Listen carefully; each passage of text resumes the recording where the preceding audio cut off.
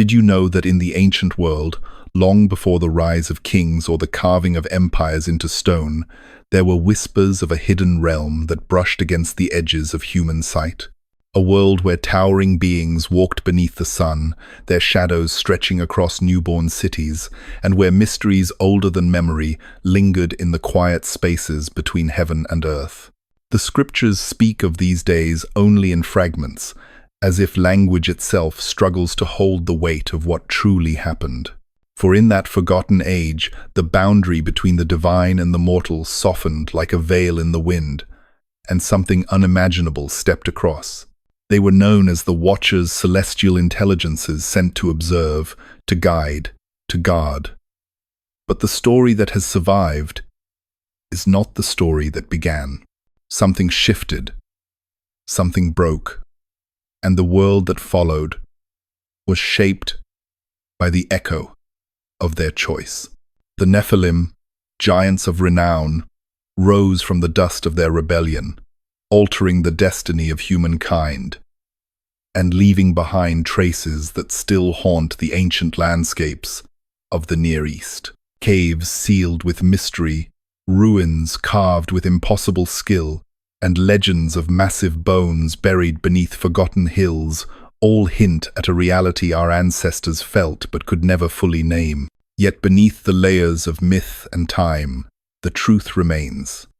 There was once a hidden kingdom, a world beneath the world, shaped by the Watcher's forbidden knowledge, a realm of secrets, some wondrous, some devastating, that shaped the rise of civilizations and the great flood meant to erase them. That is the story we now enter, quietly, reverently, as though stepping into a sacred chamber where dust has not been disturbed for thousands of years. And if you feel something stirring within you as the tale unfolds, curiosity, wonder, or a sense of forgotten memory, let it guide you deeper. Even a simple act, like sharing your reflections or joining others who listen to stories like this, helps breathe life back into the ancient world. For tonight, we follow the hidden path. We listen for the voices the old world tried to bury. And as the darkness settles softly around us, we allow the long-silenced echoes of the Nephilim age to rise again. In the age before the first storm carved its memory into the earth, before the dimming of the stars foretold the sorrow that would come, the world rested in a delicate stillness. It was a silence not born of emptiness, but of harmony, as though creation itself floated between breaths. Valleys glowed under unbroken skies, their grasses bending gently to winds that carried no hint of fear. Mountains rose like ancient sentinels, their crowns unweathered, their shadows soft across untouched plains. Rivers moved with a quiet purpose, winding through a land that seemed to know nothing of struggle. This was the dawn of humanity, when each step taken on the fresh soil felt like a blessing, and each sunset arrived like a whispered promise that all was well. In those days, humanity lived without the weight of history upon its shoulders.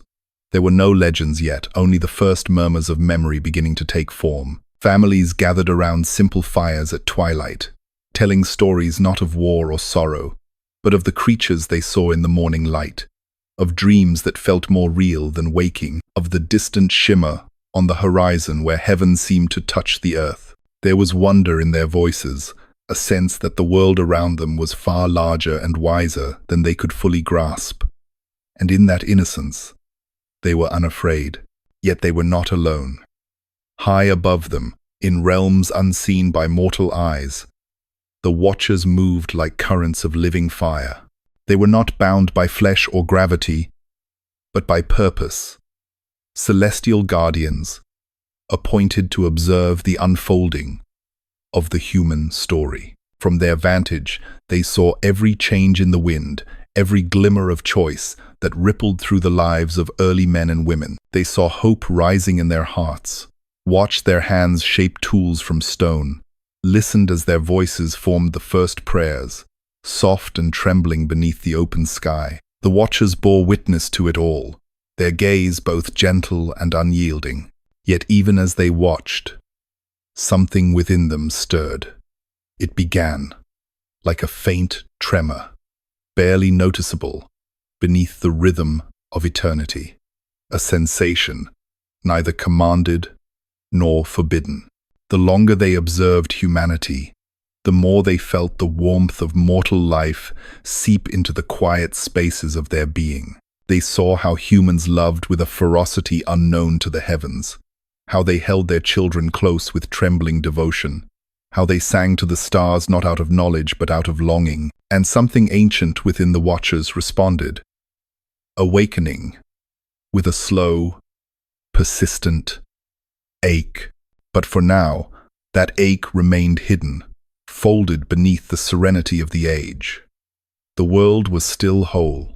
The veil between the celestial and the earthly hung thin and luminous, a shimmering boundary neither side dared disturb. There were nights when shepherds in distant valleys felt the hair on their arms rise as though touched by a breeze from another realm. There were mornings when fishermen swore they saw figures of light upon nearby hills, vanishing when approached. These moments passed unspoken, yet they lingered, like faint fingerprints left upon the dawn. Humanity sensed the presence of something greater, though they could not name it. They lived with the quiet confidence of children walking beneath the watchful eye of unseen guardians. When storms rolled across the sky, they whispered thanks to the heavens. When the harvest flourished, they sang in celebration.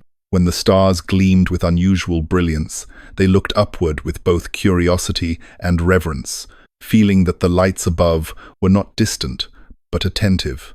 For the watchers, these acts were more than rituals. They were windows into the human soul. The celestial beings felt themselves drawn toward the earth not by command, but by affection, by fascination, by a yearning they could not yet understand.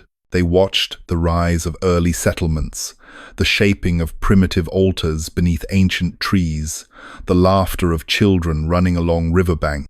These scenes stirred emotions within them, emotions they had no language for, emotions that slowly began to challenge the boundaries of their charge. But the harmony of that age held fast, at least for now. The world remained young, unscarred, unbroken. Night after night, stars drifted peacefully above the cradle of humanity. Day after day, light spread across fields where the footsteps of giants had not yet fallen, and in the quiet spaces between heaven and earth, destiny gathered like a distant storm cloud, still far away, still silent, but growing. For though the veil remained unbroken, the first whispers of its unraveling had already begun. Even in its purity, the ancient world carried within it a quiet anticipation, as though creation sensed that its stillness could not last. On the horizon of time, faint ripples began to form subtle shifts in the spiritual fabric that only the unseen realm could perceive.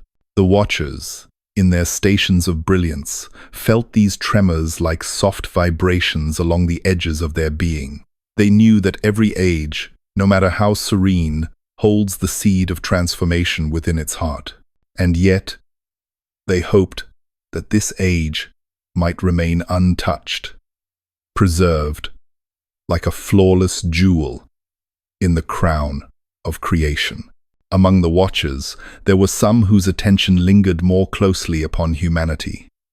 They watched the way men and women lifted their faces to the rising sun, as though trusting that each new day carried a promise. They observed the quiet courage of mothers who soothed their children with gentle songs, and the reverence of elders who walked beneath cedar trees, whispering gratitude for the breath within their lungs. These scenes glowed within the watcher's consciousness like sparks of living gold, and slowly, subtly, an affection began to take root, an affection that was never meant to bloom. Humanity, unaware of the eyes upon them, continued to grow. Small tribes formed alliances, trading the work of their hands with neighbors across the valley. Hunters moved through forests with respect for the life they pursued. Early artisans shaped clay into vessels, decorating them with patterns meant to honor the rhythms of nature. These first civilizations were fragile, yet hopeful, their culture like a thin green sprout pushing through fresh soil. And though they did not know it, their every step was illuminated by the silent presence of the Watchers, who hovered like distant stars. But as the days unfolded, a new kind of silence began to settle, not the peace of harmony, but the pause before a decision. It drifted across the heavens like an unseen tide, rising with each passing generation. The Watchers felt it acutely. They sensed the turning of their own thoughts, the soft pull toward a world that pulsed with warmth and longing. For celestial beings crafted of spirit and fire, such desire was a dangerous seed. It could not be allowed to take root. Yet the longer they observed the earth, the more they felt themselves drawn not only to the beauty of humanity, but to the depth of their experiences, their joy, their sorrow, their dreams. There were nights when the Watchers hovered above the earth and felt the ache of yearning radiate through them. They watched as humans gathered around their fires, telling stories of creation and mystery. They listened to the cries of newborns and the laughter of children. They felt the devotion in the hearts of men who offered their first harvest to the heavens, trusting that unseen forces guided their steps. These moments stirred something deep within the Watchers, something both wondrous and perilous. And still, the veil held. Still, the boundary between heaven and earth shimmered like a curtain of light, thinned by affection, yet unbroken. In the quiet of the night, when the stars reflected upon dark waters, humanity occasionally sensed a presence just beyond sight, a warmth along the skin, a flicker of light where none should be, the feeling of being gently observed. They told no one, for such encounters were moments of wonder too fragile for words, moments that lived only in the tender spaces of the heart. And the Watchers, in turn, felt those moments echo back to them, amplifying their longing. But beneath the beauty of this early world, a subtle tension tightened like the string of a bow. For the Watchers were not merely observers, they were creatures of purpose, bound to divine order. And yet, the earth whispered to them with a voice they could not ignore. The fragrance of cedar, the warmth of firelight, the voices rising in song at dusk, all these earthly sensations pressed gently against the boundaries of their nature. What began as fascination slowly became attachment. Attachment ripened into desire, and desire, if unchecked, could bend even the strongest will. Creation, as though aware of this quiet struggle, shifted in tone. Winds blew with a new unease, carrying hints of change. Animals reacted to shadows they could not see, their instincts stirred by something approaching from beyond the horizon of fate. Even the stars seemed to pulse with greater intensity, as though signaling that the tapestry of reality was beginning to stretch. Still, humanity remained innocent. They woke each morning, believing the world was exactly as they saw it, a place of wonder, provision, and quiet mystery. They knew nothing of celestial watchers debating the fate of their own hearts, nothing of the cosmic tension building like a storm behind a distant mountain. They simply lived, and in their living offered a kind of beauty that neither heaven nor earth had ever witnessed before. It was this innocence that captivated the watchers most, this purity, this unguarded trust. It shone like a flame in the vastness of creation, and the more the watchers beheld it, the more they felt the first threads of obedience begin to fray. They did not yet know the path they would take, nor the consequences that would echo across ages. They only knew that something within them was changing, aligning itself with the rhythm of the world below. The chapter closes in a twilight hush, the sky dimming to deep indigo as the first stars appear silent witnesses to the unfolding story. Humanity settles into sleep, unaware of the celestial eyes watching over them, and the watchers linger, suspended between duty and desire, bound by the weight of a choice they have not yet made. For though the world still breathes in harmony, the first stirrings of destiny are awakening. The veil remains intact, but it trembles. Night in the ancient world was not merely the absence of light. It was a living presence, a deep velvet expanse in which the unseen moved with quiet purpose. On the evening, when the heavens grew heavy with determination, the stars shone with a peculiar intensity, as though drawing nearer to earth to witness what was about to unfold. The air shifted with a subtle electricity, stirring the branches of cedar trees and causing the leaves to tremble, as if anticipating footsteps not meant for mortal soil. Humanity, settled around small fires in their camps and villages, felt only a faint unease, an unspoken sense that the world around them was listening. High above, far beyond the reach of human sight, the watchers gathered. They assembled upon a height in the celestial realm, where the firmament bowed like a luminous ridge, and where the earth beneath lay stretched in a quiet tapestry. They did not speak with voices, for their communication resonated through thought, intention, and shared knowledge. Yet, in that moment, something in their communion felt fractured. The harmony that once flowed effortlessly between them now fluttered with tension, like a harp string plucked too sharply. Their leader, Semjaza, stood at the center, radiant, resolute, and troubled. As one entrusted with authority, he knew the weight of their decision more deeply than the others. For years, he had watched humanity with a reverence bordering on love. He had felt the ache of longing grow within his being, slow and persistent, blending awe with sorrow. But longing alone was not enough to break the laws written into the fabric of their existence.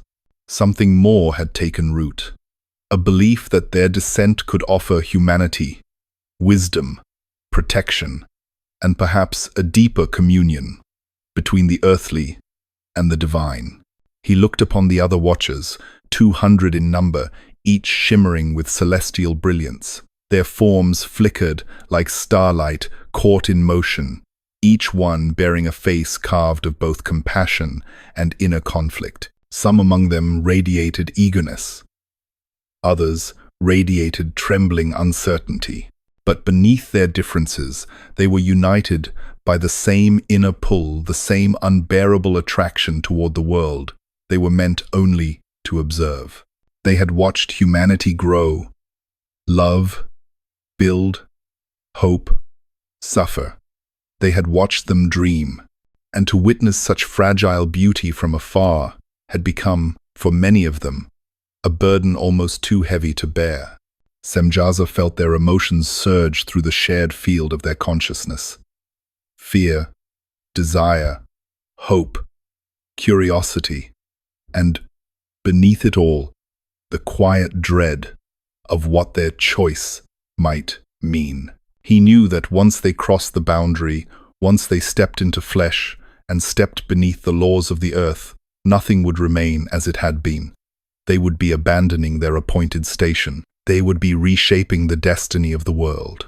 And yet something in the earth called to them. Below, the night was alive with the glow of firelight flickering through the tents and huts of humanity. The scent of burning wood rose into the air like a fragile offering. Families huddled together, their silhouettes soft against the warmth, unaware that the most momentous decision in early history was unfolding above them. The world looked peaceful, innocent, inviting, and the watchers felt their resolve solidify.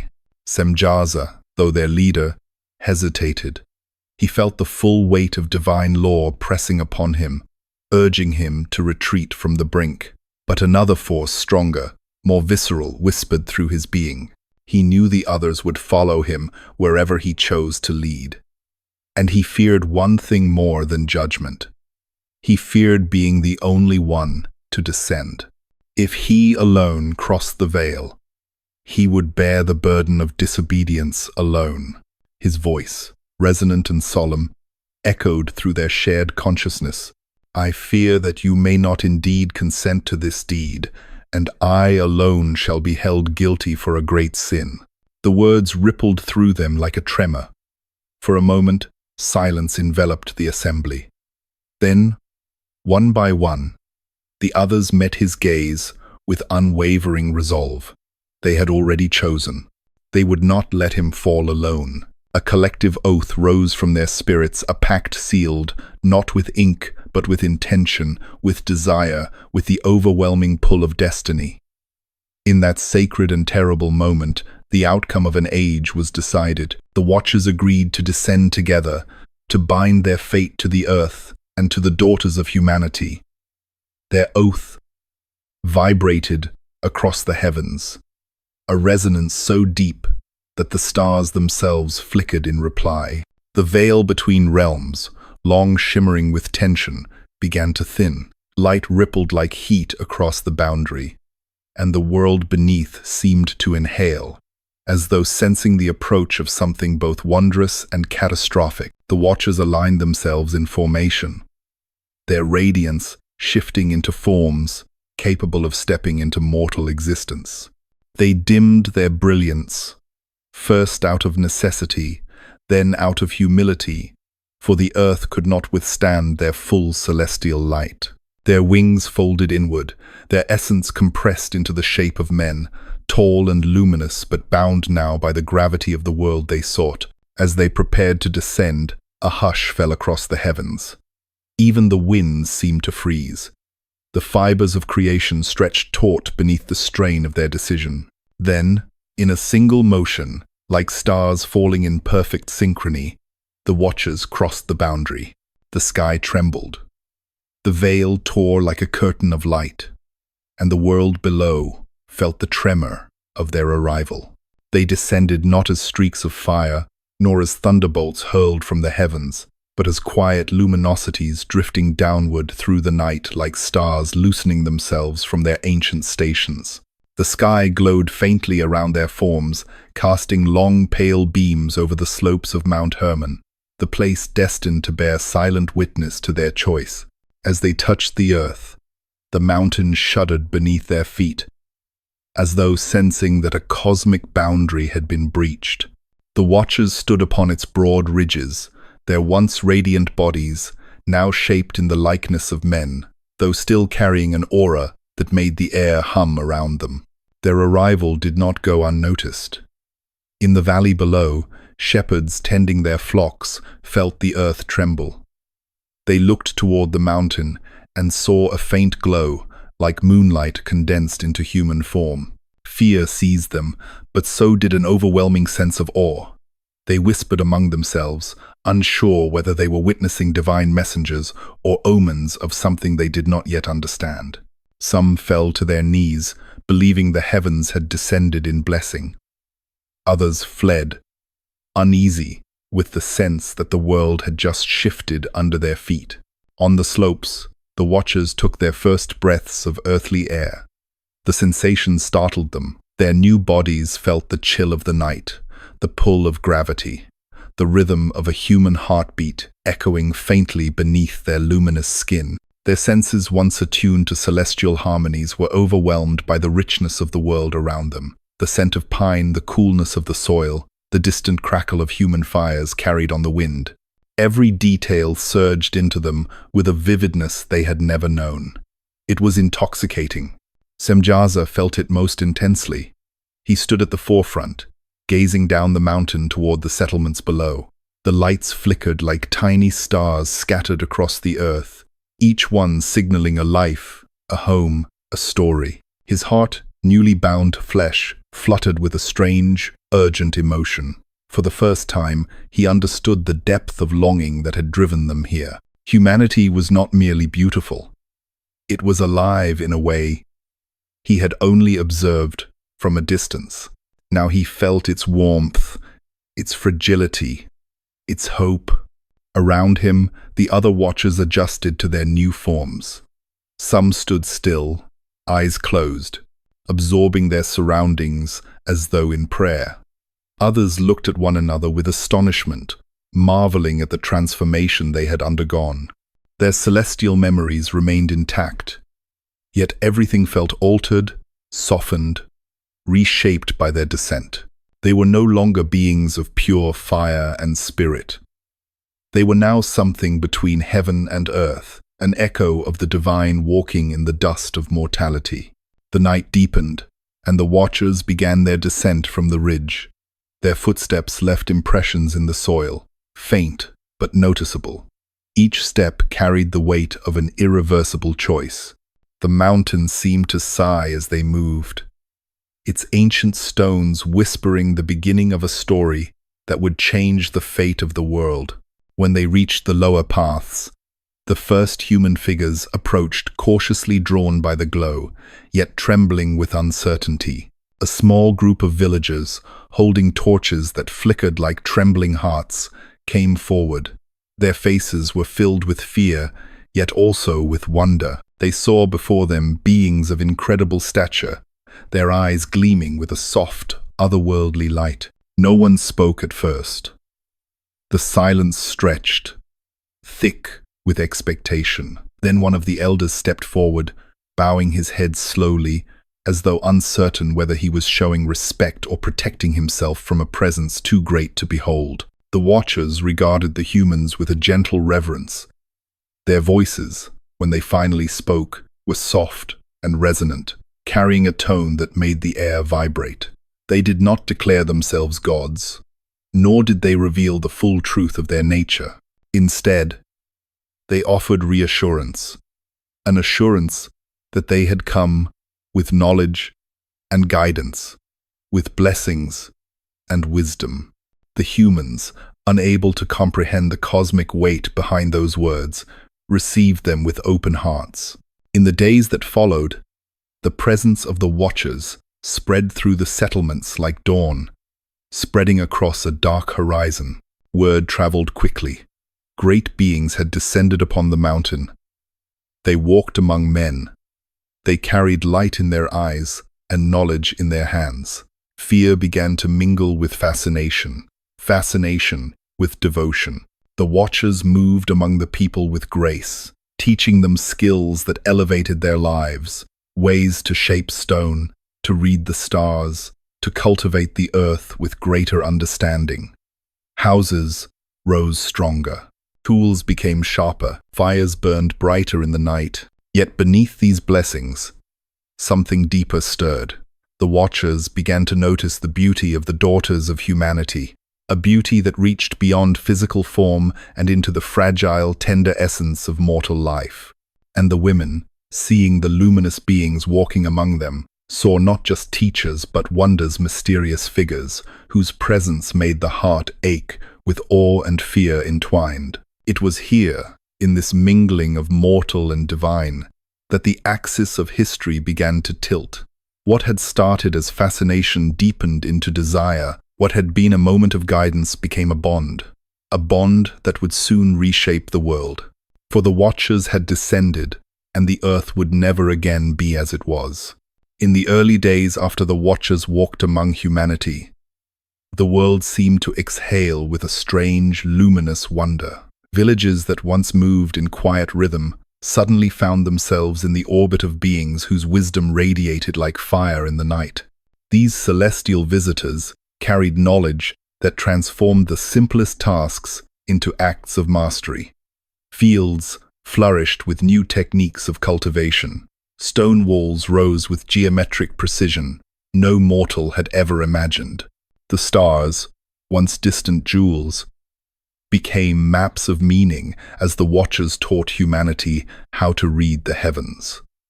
It was as though a second dawn had broken over the earth. A dawn not of nature, but of revelation.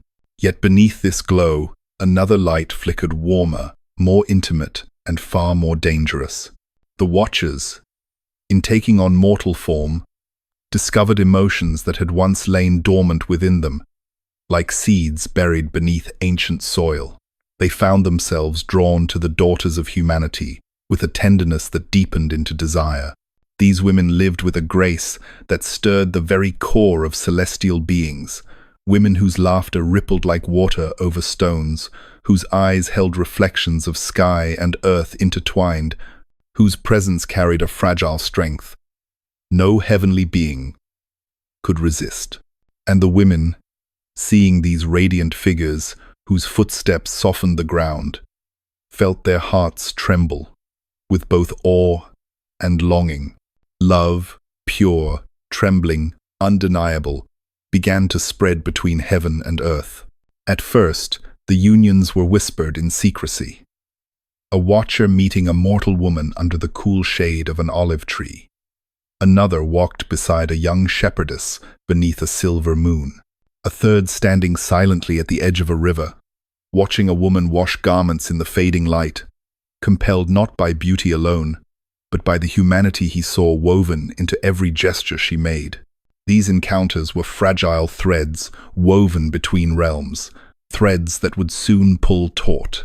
But love, once awakened, does not remain hidden for long.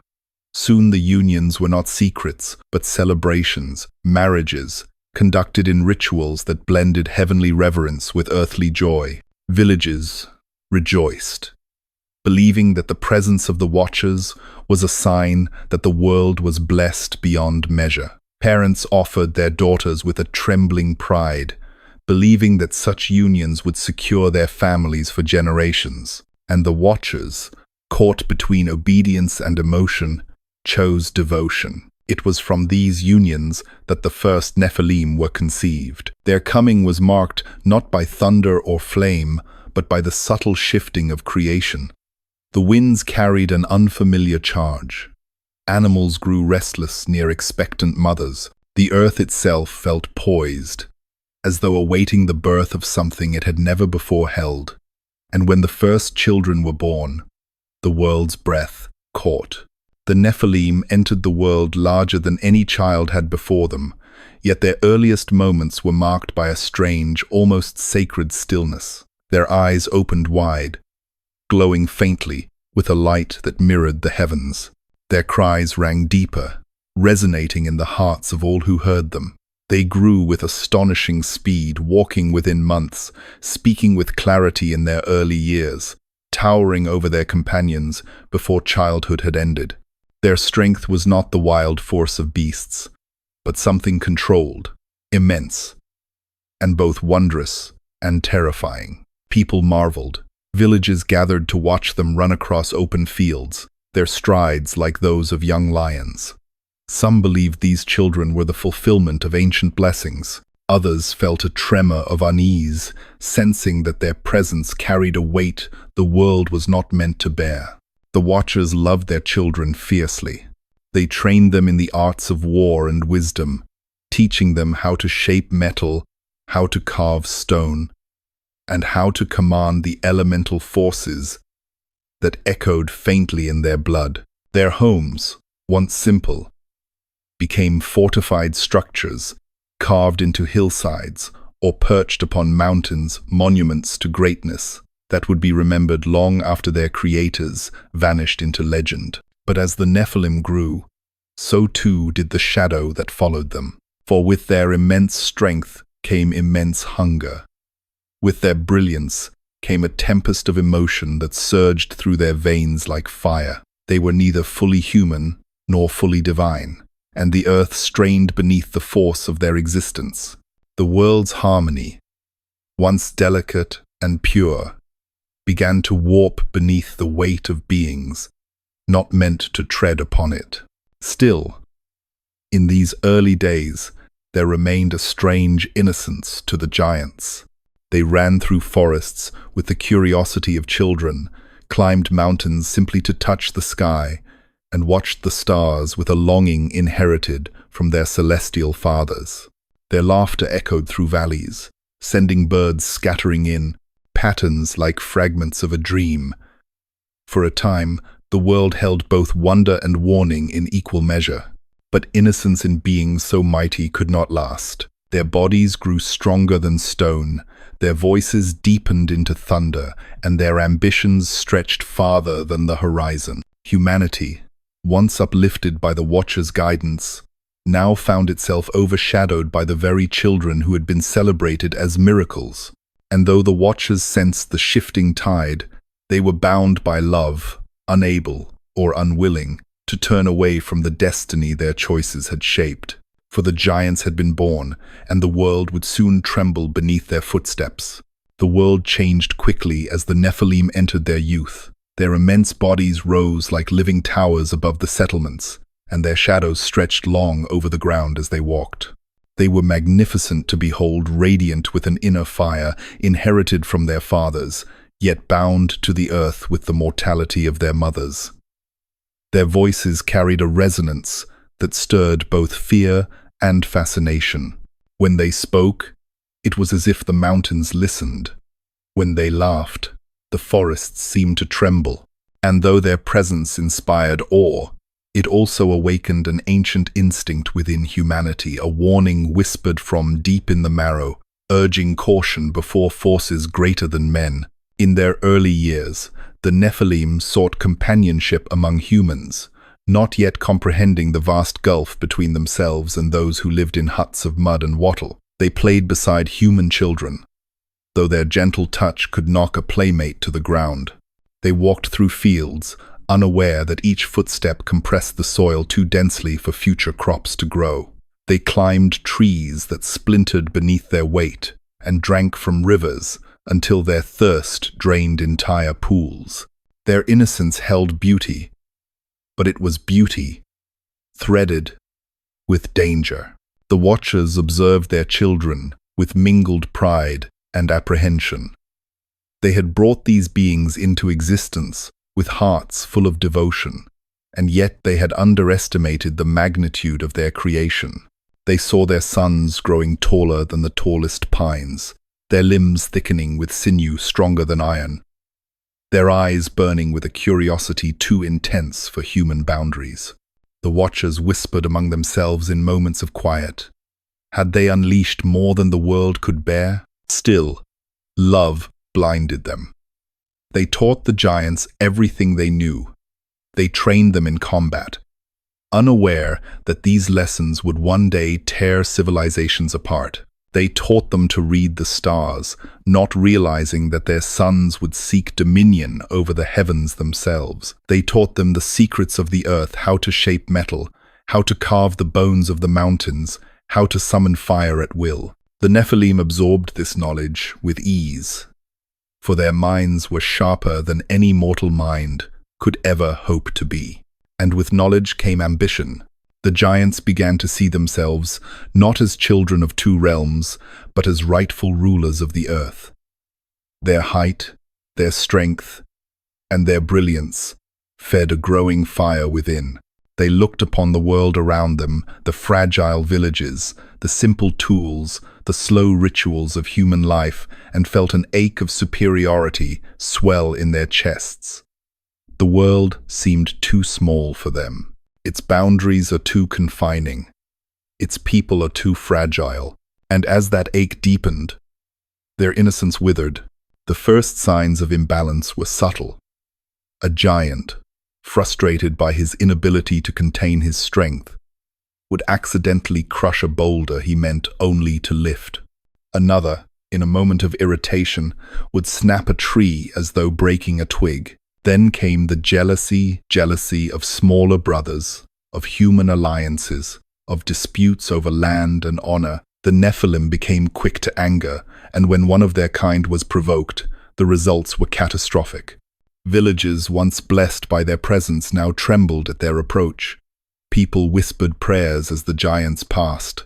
Homes were rebuilt farther from the hills where the Nephilim dwelled, and families gathered their children indoors when they heard the heavy thud of footsteps echoing across the plain. Yet no human dared to confront them directly. The giants were simply too powerful, too unpredictable, too close to gods in form and strength. Still, the watchers clung to hope. They believed that if their children were guided with love, wisdom, and patience, harmony could still be restored. But they did not see what was happening beneath the surface of the earth itself, how the ground began to groan beneath the weight of beings not meant to tread upon it. They did not see how the spiritual balance of the world was tilting. They did not hear the first faint cries of the land as rivers rerouted, forests broke, and animals fled from valleys overtaken by the giants' restless wanderings. The world, once a sanctuary of peace, now vibrated with tension. What began as subtle imbalance soon erupted into chaos. The Nephilim began to fight among themselves, battles so fierce that the sky darkened with dust and the earth quaked beneath their fury. Entire groves of ancient trees fell in moments. Creatures fled in terror. Stones split under the force of their blows, and when these titanic conflicts spilled into human settlements, villages were crushed beneath their feet without a second thought. Some giants took what they desired: land, livestock, food, even people. Their hunger grew insatiable, and their appetites became darker. They roamed like storms, unpredictable and devastating. The awe humanity once held for them curdled into dread. Yet even in their violence, the Nephilim could not escape the thread of sorrow woven into their existence. For at their core, they were beings torn between two worlds, too divine to live in humility, too mortal to understand the boundaries of heaven. Their rage was rooted in longing, their hunger in emptiness, their cruelty in a pain they could neither name nor quell. The Watchers saw this tragedy unfolding, yet they remained unable to undo what had been done. Their children had become forces of nature, beautiful, unstoppable, and profoundly broken, and the world trembled beneath their weight. For the giants now walked the earth not as wonders, but as omens of the darkness to come. Long before the first cities crumbled beneath the feet of giants, before the cries of the earth rose like lamentations to the heavens, the Watchers began to unveil knowledge never meant to pass into mortal hands. They did not reveal it all at once. The corruption began in soft whispers, harmless, seeming lessons shared beneath starlit skies, gentle demonstrations of skills that dazzled the eyes of humanity. A small spark taught here, a simple technique offered there. But sparks, when scattered across dry grass, can kindle a fire that consumes a world. At first, humanity received these teachings with gratitude and awe. Villages that once struggled for survival found themselves thriving. The Watchers taught the shaping of metals, revealing the secrets of iron and bronze long before the earth intended them to be unearthed. They demonstrated how to temper blades, how to carve weapons that could shatter stone, and how to construct armor that gleamed with celestial reflection. To the humans, these gifts seemed like blessings, proof that the heavens favored them. They shaped tools that cut through forests with ease, forged plows that tore through stubborn soil, and crafted weapons so sharp they whispered through the air like spirits. But tools born from divine fire do not choose their purpose. Only the hands that wield them do. As these gifts spread, the first wars erupted, small skirmishes at first. Disagreements between tribes empowered by weaponry they did not yet understand. A single sword became a symbol of power. A sharpened spear could shift the balance of an entire village. And as blood touched the soil for reasons forged in metal, a shadow fell across the hearts of men. Yet the Watchers did not stop. Their intentions were complex, a mix of pride, affection, and longing. They saw humanity flourishing under their instruction and believed, perhaps foolishly, that they were lifting the world toward enlightenment. They showed them the mysteries of root and herb, teaching the art of enchantment, how to mix brews that stirred visions, how to craft powders that numbed pain or heightened senses. They unveiled the secrets of stars and seasons, teaching astronomy that brought confidence to sailors and precision to priests. They charted the heavens with the accuracy of angels, revealing constellations humanity had not yet named. Ich Revelation das Leid. Ich Revelation destroyed. For with knowledge came ambition. With ambition came greed. And with greed came the first swelling of corruption. Quiet, subtle, like a stain, spreading beneath the surface of a pristine cloth. Azazel, among the Watchers, carried the heaviest hand in this corruption. His fascination with creation bordered on obsession, and he poured into humanity every fragment of knowledge he possessed. He taught the crafting of mirrors polished enough to capture reflections with startling clarity. He instructed women in the creation of cosmetics, powders, and pigments that deepened their beauty, lining their eyes with darkness that gave their gaze an almost hypnotic intensity. These were small things, frivolous in the eyes of heaven, but even small embers can ignite forests. Vanity, once a flicker, grew into a flame. Desire became sharpened. Hearts grew restless.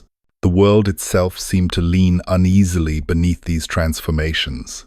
Rituals once performed in innocence now took on a sharper edge. Priests began to shape altars not only of stone but of metal, adorned with weapons and jewels meant to impress the divine. The watchers watched these ceremonies with a mix of pride and unease, seeing in the eyes of men something shifting in eagerness not merely to honor the heavens, but to command them. Humanity has discovered power, and power, without wisdom, grows hungry. The Nephilim watched too. They saw humans shaping weapons that gleamed like starlight, saw women whose beauty enhanced by the teachings of Azazel drew gazes like magnets. But above all, they saw the way humans revered their fathers, the Watchers, with reverence bordering on worship. And within the hearts of the giants, a new emotion awakened: jealousy. This jealousy mixed with the fire already burning within them, the fire of strength, of hunger, of boundless potential.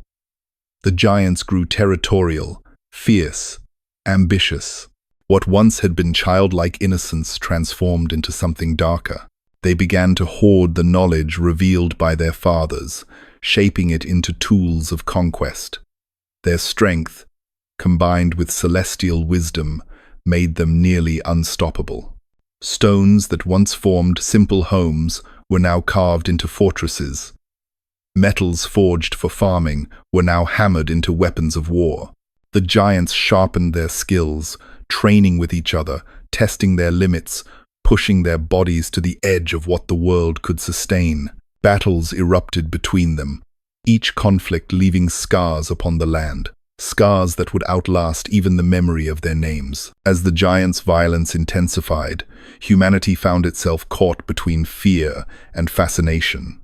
They continued to seek the Watcher's knowledge, unaware that its origins had already tainted the world's balance. They adorned themselves with enchanted ornaments, crafted intricate jewelry, and whispered incantations taught by celestial lips. The spiritual fabric of creation began to tear, thread by thread. For knowledge, once forbidden, cannot be contained, and the more humanity embraced it, the more corruption seeped into the heart of the world. The earth, once serene, now trembled beneath the weight of stolen wisdom. The corruption did not erupt all at once. It seeped through the world like dark water, finding cracks in ancient stone, flowing into every space the Watchers had touched. It crept into villages where once there had been peace. It lingered in the eyes of men who now understood the power of sharpened metal, and in the steps of women who adorned themselves with celestial pigments, turning beauty into a silent weapon. The world began to glow with an unnatural fire, not the gentle radiance of dawn, but a restless shimmer that suggested something sacred had been tampered with. It was not only humanity that changed. Creation itself seemed to bear the strain of knowledge it was never meant to carry. Animals grew restless, unsettled by the tremors of spiritual imbalance. Birds flew in disordered patterns across the sky. Rivers carved new paths, as though seeking refuge. Even the winds shifted, carrying a faint metallic tang that hinted at something broken in the unseen realm. The harmony of the early world was unraveling thread by thread. The Nephilim, more sensitive than their human kin, felt this shift most profoundly.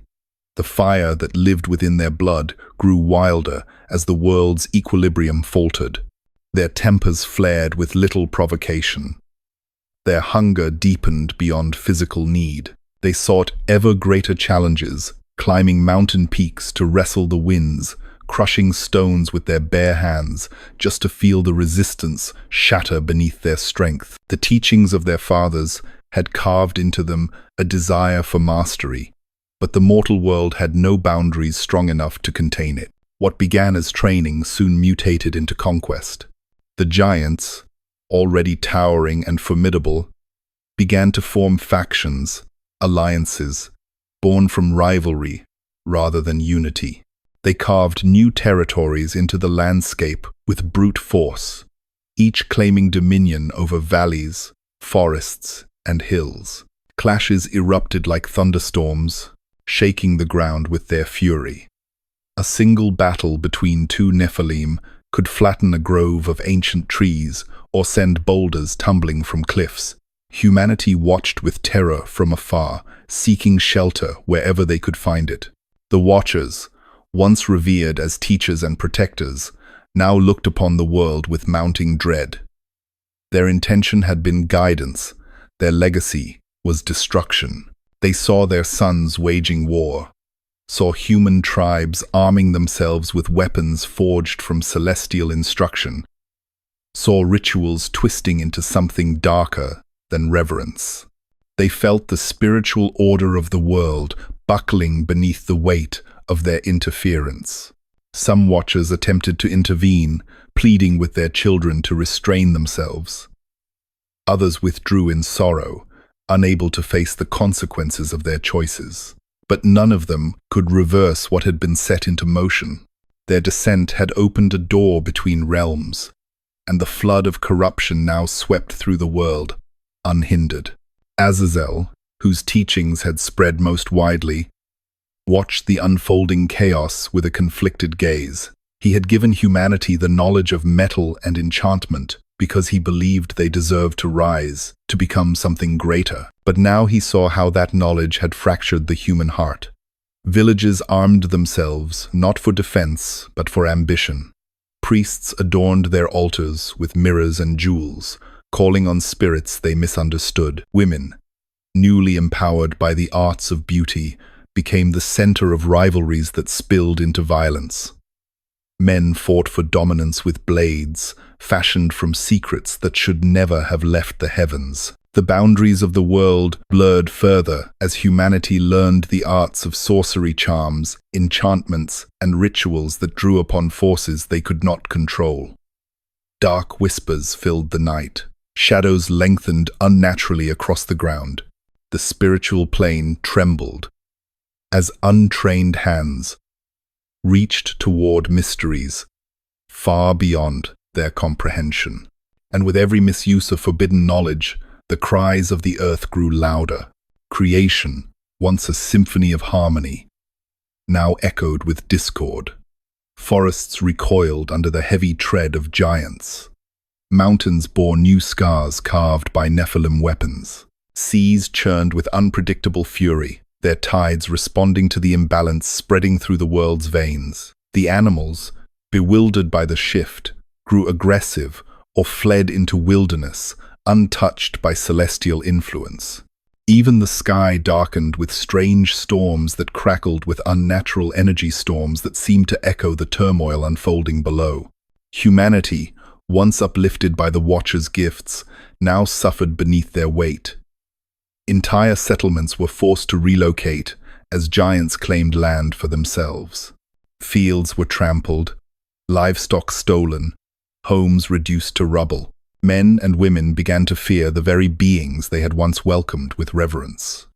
Yet, they remained bound by the allure of forbidden knowledge, the irresistible hunger to know, to master, to wield. The Watchers looked upon this devastation with anguish. They had crossed a boundary for love, for curiosity, for a desire to guide. But the world had shifted beneath their feet, revealing the fragile nature of creation's design. They saw how even the smallest fragment of divine knowledge, when placed in mortal hands, could fracture the balance of existence. Regret settled over them like a shadow, heavy and suffocating. For the corruption was no longer a ripple. It was a tide, and soon it would demand a reckoning. The chapter closes beneath a dark, trembling sky. The giants stand upon mountain ridges, their silhouettes like monuments to a broken age.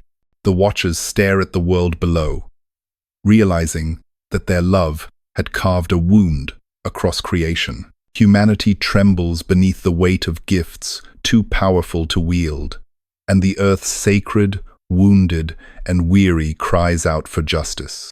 There are moments in the life of a world when silence becomes a living thing, heavy, aching, trembling beneath the weight of something unspoken. Long before the first drop of judgment fell from the heavens, such a silence spread across the ancient earth. It was not the hush of peace, nor the gentle quiet of dawn, but a suffocating stillness, as though creation itself held its breath in fear of what its children had become. Forests that once sang with birdsong now stood uneasy beneath the sky. The wind, once warm with the scent of cedar and wildflowers, carried with it the metallic bitterness of blood.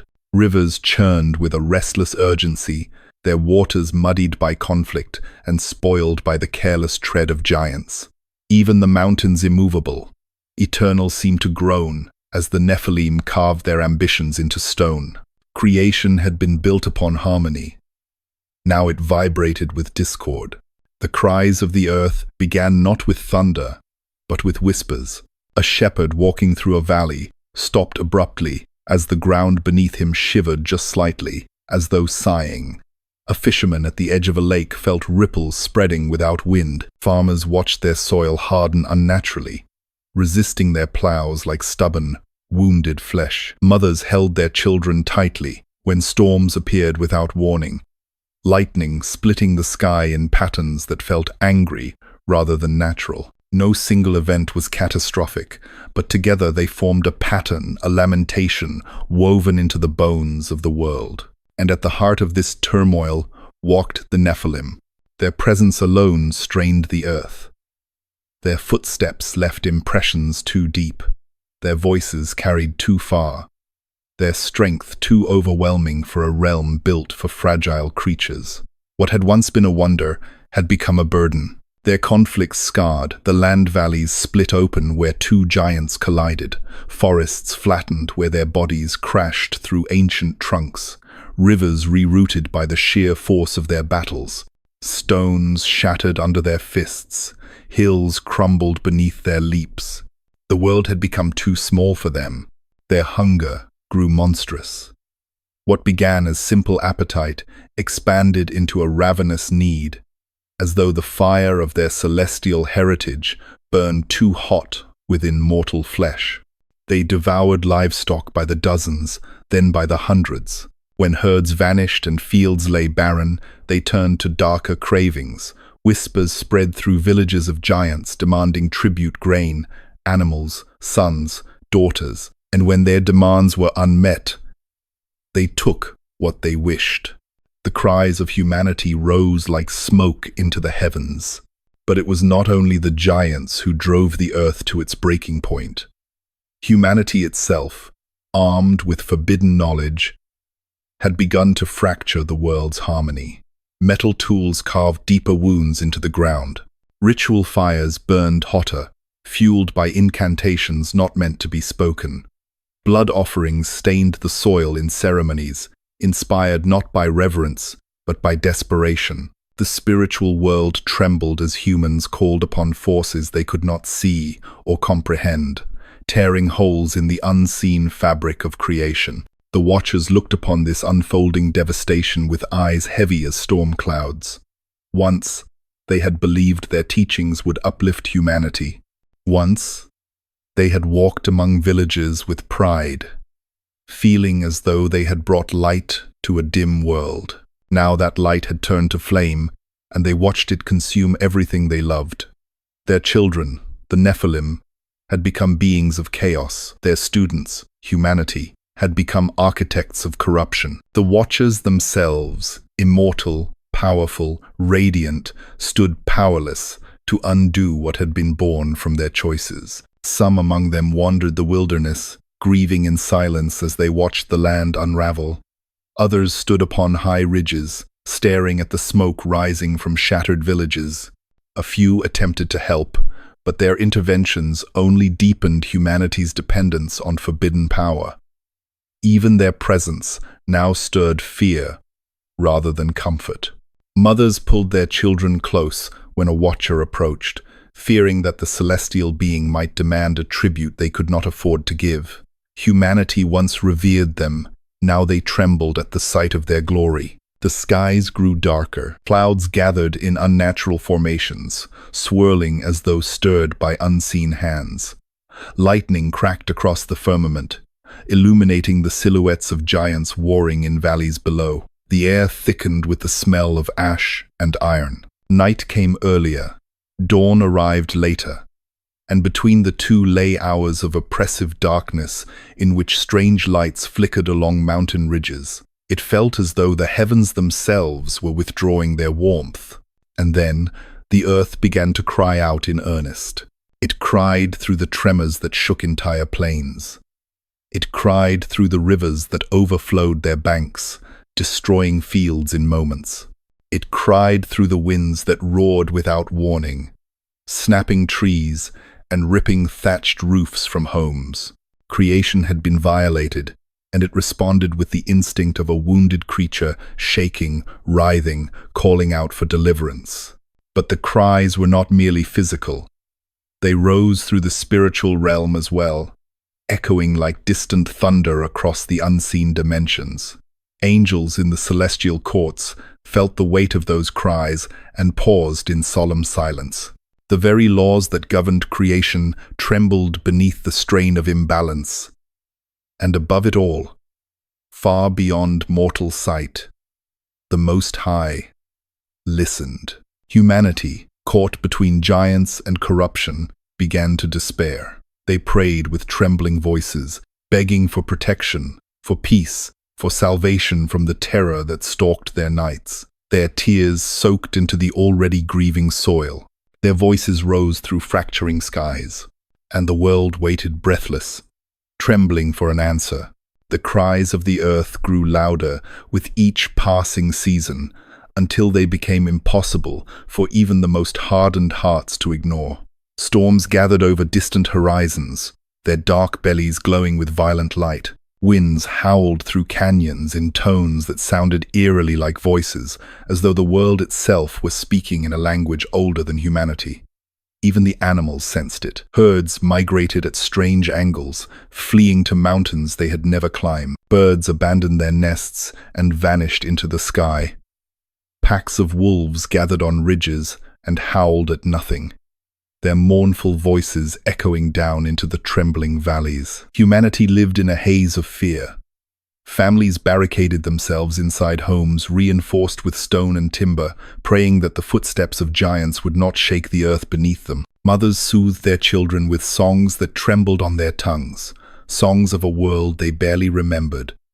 A world where dawn arrived gently, where the night sky offered comfort rather than dread. Men sharpened their celestial forged weapons, not for hunting, but for desperate attempts at defense, knowing full well that no blade could pierce the skin of a Nephilim. Villagers whispered stories of entire communities wiped away in a single afternoon, of footprints the size of small ponds, of shadows so enormous they eclipsed the Sunday. Yet the greatest terror was not the giants themselves. It was the slow, creeping realization that the world was no longer governed by harmony.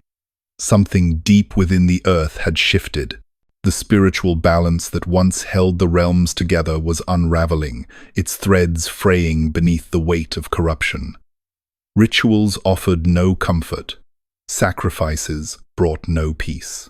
The heavens, once so close, now felt impossibly distant. The watchers sensed this distance most painfully. They were born of the heavenly courts, woven from light, entrusted with order. Now they felt creation recoiling from them, as though the very laws of existence rejected their presence. Their children ravaged the world, their teachings fractured its innocence, and their oath had bound them to the earth, a place no longer welcoming them, but groaning beneath their weight. Some of the watchers gathered in secret places, hoping to find a path back to the harmony they had shattered. They climbed mountains until the air thinned, seeking the faintest echo of their former connection to the heavens. They knelt by rivers and let the water flow over their hands, searching for purity in its movement. They stood beneath the moon, whispering pleas that dissipated before they reached the sky. But no answer came. The silence of heaven grew heavier, colder. It was a silence not of indifference, but of solemn restraint, the calm before the passing of a verdict. Still, some watchers refused to accept what they had wrought. They moved among the people with hearts full of regret, offering protection where they could, easing suffering where their presence did not cause panic. But even these gestures felt like futile attempts to mend a world that had already passed beyond repair. The Nephilim, towering and restless, continued to tear paths through the land, driven by a hunger that no feast could sate and a fury that no plea could calm. Their very existence pulled on the threads of creation, unraveling the order the watchers had once upheld.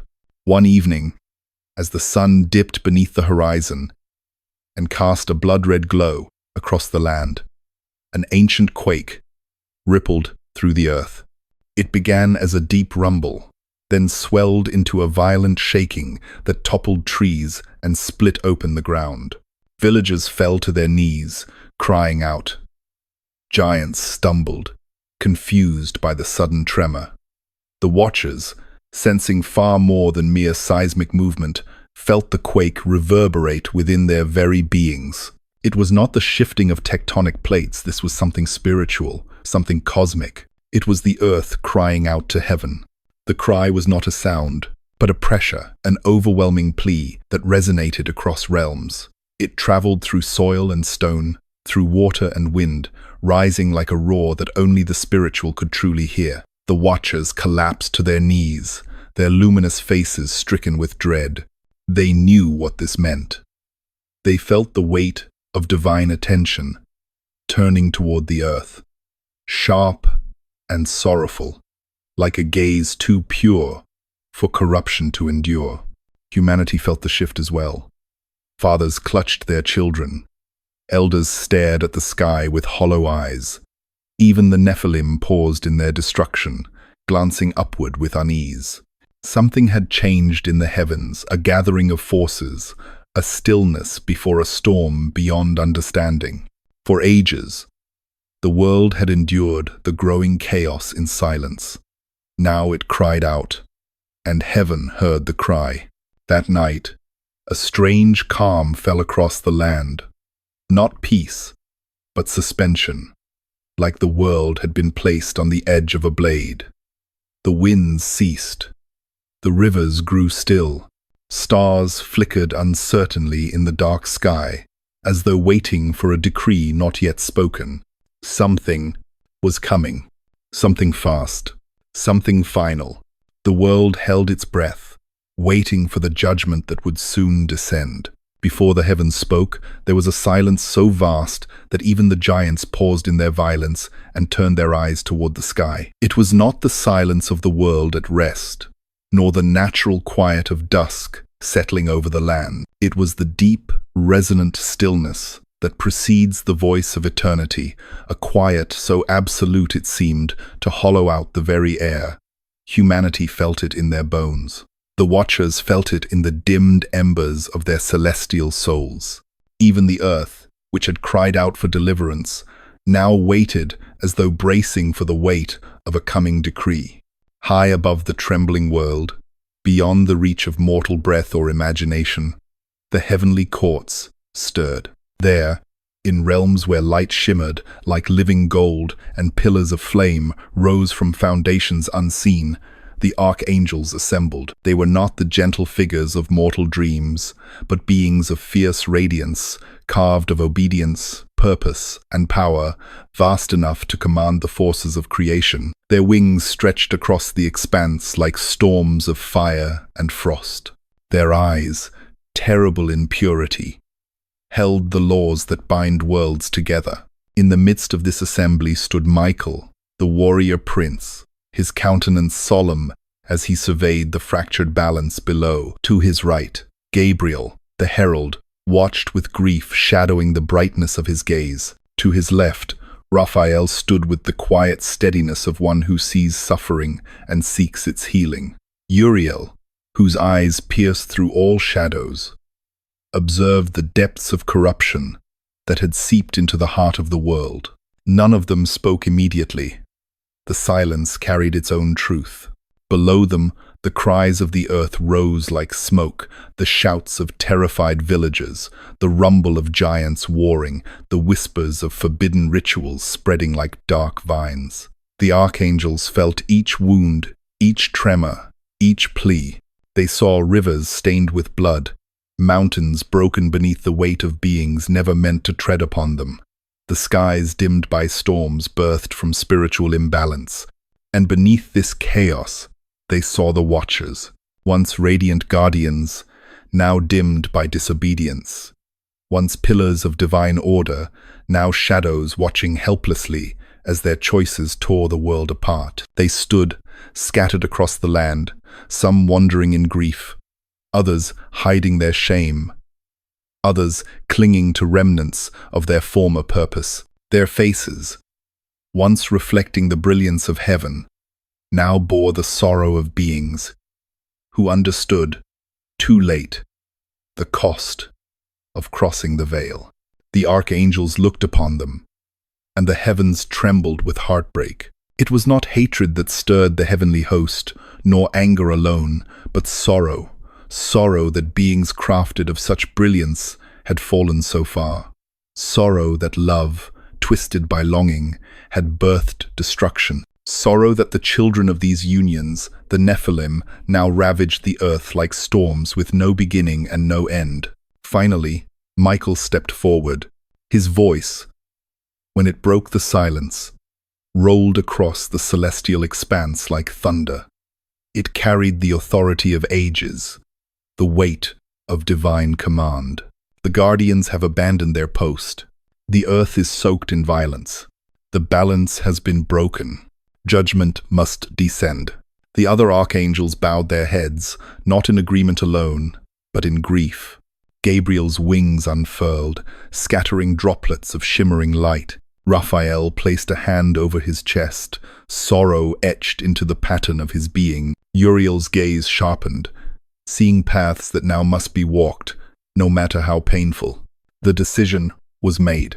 Across the expanse of heaven, the decree spread like a ripple of fire, swift, sorrowful, unstoppable. Angels turned their gaze toward the earth, preparing to carry out a sentence older than the mountains, older than the stars. They moved with solemn purpose, for judgment is never executed lightly. It is delivered with the understanding that what must be done cannot be undone. And below, the watchers felt the shift. It began as a tightening in the air, a heaviness settling upon their shoulders. The sky above them darkened in a way that was not natural, as though a veil of divine gravity pressed downward. The wind stilled. Their hearts, newly mortal, newly vulnerable, stuttered with dread. Simjaza, standing upon a lonely peak, felt the weight of the decree before the first angelic foot touched the earth. He closed his luminous eyes, and a tremor passed through him. For all his strength, all his authority, all his resolve, he could not escape what now approached. In the depth of his being, he knew this moment had been inevitable from the day he first laid eyes upon the daughters of humanity. Love had lured him into disobedience, and disobedience had led them all to ruin. He bowed his head. "If only I had remained in heaven," he whispered into the wind. "If only I had turned away." But the wind offered no comfort. All across the land, watchers looked up as the first glimmers of judgment pierced the sky. The air thickened with celestial presence. Light more ancient than time itself began to fall, not gently, but with purpose. Heaven was descending. The heavens opened, not with a roar, but with a sound like a great inhalation, the world drawing breath before the blow. Then the light descended. It tore through the clouds in pillars of brilliance, each one striking the earth with silent violence. mountains illuminated as though set aflame. Valleys were bathed in radiance so pure it made even the giants shield their eyes. Humanity fell to its knees, trembling beneath the weight of glory unleashed. And the Watchers, once beings of that same glory, felt the judgment surge toward them. Like a tide, no force could halt. From within the falling light stepped the archangels. Michael descended first, his form burning like a sword forged from the dawn. His eyes swept the land, not in hatred, but in solemn purpose. Gabriel followed, serene yet unyielding, his presence carrying the echo of every divine message spoken since the world began. Uriel's gaze pierced the mountains, the rivers, the hearts of men, seeing corruption in all its hidden places. Raphael came last, bearing the sorrow of creation in his quiet steps, his radiance gentle yet impossible to endure. The earth quaked beneath the weight of their arrival. The Watchers gathered, drawn by a force they could neither resist nor flee. Some attempted to hide among the forests or the shadows of cliffs, but light found them. Others tried to stand with dignity, but their trembling knees betrayed them. Semjaza came forward, first leader of the fallen, father of giants, bearer of a burden too heavy for anyone being to carry. His once brilliant form dimmed as though veiled in ashes, yet he held himself upright, determined to face what he had brought upon the world. Michael approached him. The air between them vibrated with conflicting memories, the days when Semjaza stood beside him in heavenly ranks, the songs they once sang in unity, the missions they had completed in perfect obedience. Now those memories felt like distant stars, flickering at the edges of a sky long since darkened. "Semjaza," Michael said, his voice resonant and steady. "You who were entrusted with guardianship, you who abandoned your station, you who led others astray." Semjaza bowed his head, sorrow hollowing his voice. "I know, I have sinned. I have broken the order of heaven, but judgment should fall upon me alone. The others, they followed you." Gabriel interjected gently, "because they trusted you." Raphael stepped forward, his expression filled with grief. "And now the earth cries beneath the weight of your children." Behind Semjaza, the other Watchers wept not with tears, for such things were mortal, but with a dimming of their light, a soft shudder passing through their forms. The giants, sensing the shift in the air, retreated into the mountains like frightened beasts. Even they knew they were witnessing something beyond their comprehension. Uriel raised his hand, and the ground beneath the Watchers cracked open not violently, but with the quiet inevitability of fate revealing itself. A chasm yawned, deep and dark, its depths stretching into realms unseen. Wind rushed upward from below, cold as forgotten tombs. It was the place prepared for them, the prison where no disobedient spirit could escape the consequences of its choices. Semjaza looked into the abyss and felt its truth. It was not torture he saw, but separation, eternal distance from the light he once bore. A distance earned by the choices that had unraveled the harmony of the world. Michael spoke once more, his voice heavy with sorrow. "The Most High is merciful, but justice must be fulfilled. You will be bound until the appointed time. You will watch nothing, teach nothing, shape nothing. You will wait in silence." Chains materialized from the light chains, not made of metal, but of law, of truth, of divine authority. They wrapped around the Watchers, binding their arms, their wings, their luminous forms. The Watchers cried out as the chains tightened, not in pain but in anguish, the anguish of separation from the realm they had forsaken. Semjaza looked upward one final time. "If heaven still remembers us, let it remember that we once loved." Michael's expression softened, not in approval, but in understanding. Love is not invalidated by judgment, but it is purified through truth, and truth demands this. The chains pulled taut. One by one, the Watchers were drawn into the abyss. Their forms receded into the darkness, swallowed by the chasm, as the earth trembled and sealed behind them like a wound closing. The world grew quiet again, but it was not the peaceful quiet of the early dawn. It was the quiet aftermath of sorrow, settling over a broken landscape. The archangels remained only long enough to witness the sealing. Then they turned their sorrowful eyes toward the land, still trembling under the weight of the giants. Their work was not yet finished. They had judged the fathers. Now the fate of the children awaited. The world stood on the precipice of an even greater reckoning. Long before the world was swallowed by the great deluge, long before the first raindrop trembled on the edge of a darkened sky, there lived a man whose life shone with a quiet brilliance, so gentle, so steadfast that even the heavens could not ignore him. His name was Noah, and in an age where corruption seeped into every river, every village, every trembling human soul, he stood as a lone ember, glowing against the encroaching night. Noah was not a warrior. He was not a scholar. He bore no crown, commanded no armies, wielded no celestial knowledge. His strength was of a different kind, simple, patient, rooted in the soil beneath his feet and the faith that pulsed in his chest. He lived with humility, tending to his fields, raising his children, speaking kindness into the lives of those around him. In a world captivated by power, Noah found solace in obedience. In a world seduced by forbidden knowledge, he found wisdom in simplicity. And in a world fractured by the lusts of angels and the chaos of giants, he remained whole. His family mirrored this purity. His wife walked with grace, her presence grounding their home like the steady roots of an ancient tree.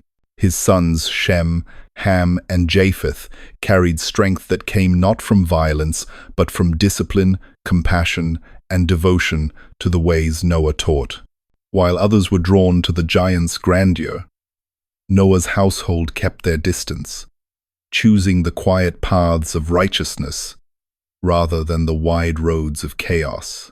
Their home rested near the foot of rolling hills, where fruit trees blossomed even in difficult seasons and streams shimmered with quiet music. Noah rose before dawn each morning, stepping outside to breathe in the cool, clean air while the world still slept. He listened to the rustling leaves, the distant calls of birds, the rhythmic heartbeat of creation, and creation, in turn, seemed to listen to him. In Noah's presence, the land felt a little less wounded, as if touched by a balm unseen. But the world beyond his home had darkened beyond recognition. Giants tore across fields to the east, their immense forms casting shadows that fell over entire villages. The cries of mothers echoed from the west as small communities uprooted themselves to flee the terror of swollen rivers and trembling earth. Ritual fires burned in distant settlements, their sickly light staining the sky as priests invoked corrupted names. Men traded weapons forged with angelic instruction, wielding blades sharp enough to shred the peace of entire clans. The air smelled of smoke, iron, and grief. Noah saw these things, not with judgment, but with sorrow. He walked among the broken-hearted, offered water to the weary, whispered comfort to frightened children. People listened to him not because he commanded fear, but because his presence felt like waking from a nightmare. But even as he offered solace, Noah sensed something gathering beyond human sight. A heaviness pressed upon his spirit, a quiet voice urging him to watch, to wait, to listen more closely to the whisper of heaven that had guided him since youth. It happened one night, as Noah stood beneath a sky, swirling with restless clouds. The air was thick and still. Even the insects had fallen silent. Noah felt his heartbeat slow, his breath deepen, as though the world was drawing him into a moment woven from eternity itself. The stars flickered, dimmed, then brightened all at once like eyes opening upon him from the depths of heaven. And in that trembling silence, a voice entered the world. It did not thunder, it did not strike. It spoke with a gentleness that carried infinite authority, like a river whose quiet murmur masks the power to carve mountains. It filled Noah's soul with both awe and terror, not because it threatened him, but because it saw him completely. Noah, the earth is filled with violence. Corruption has reached its fullness. The world groans beneath the weight of destruction. But you have walked with me. Tears sprang to Noah's eyes, not from fear, but from the overwhelming presence of the one who spoke. It felt as though light itself was reaching into his chest, illuminating every thought, every memory, every hidden chamber of his heart. Prepare yourself, for a cleansing is coming. A great flood will wash the earth of its corruption. But you and your household I will preserve. Noah fell to his knees, trembling. The words wrapped around him like both a mantle and a burden. He felt the sorrow of heaven pouring into him, the heartbreak of a creator, watching his masterpiece warped beyond recognition. And he felt the fierce tenderness of mercy woven into the judgment soon to fall. Noah, build an ark. The command hung in the air like a seed suspended in light. An impossible task, a monumental calling, a lifeline for the last pure line of humanity. And Noah, overwhelmed but unwavering, whispered through trembling lips, I will obey.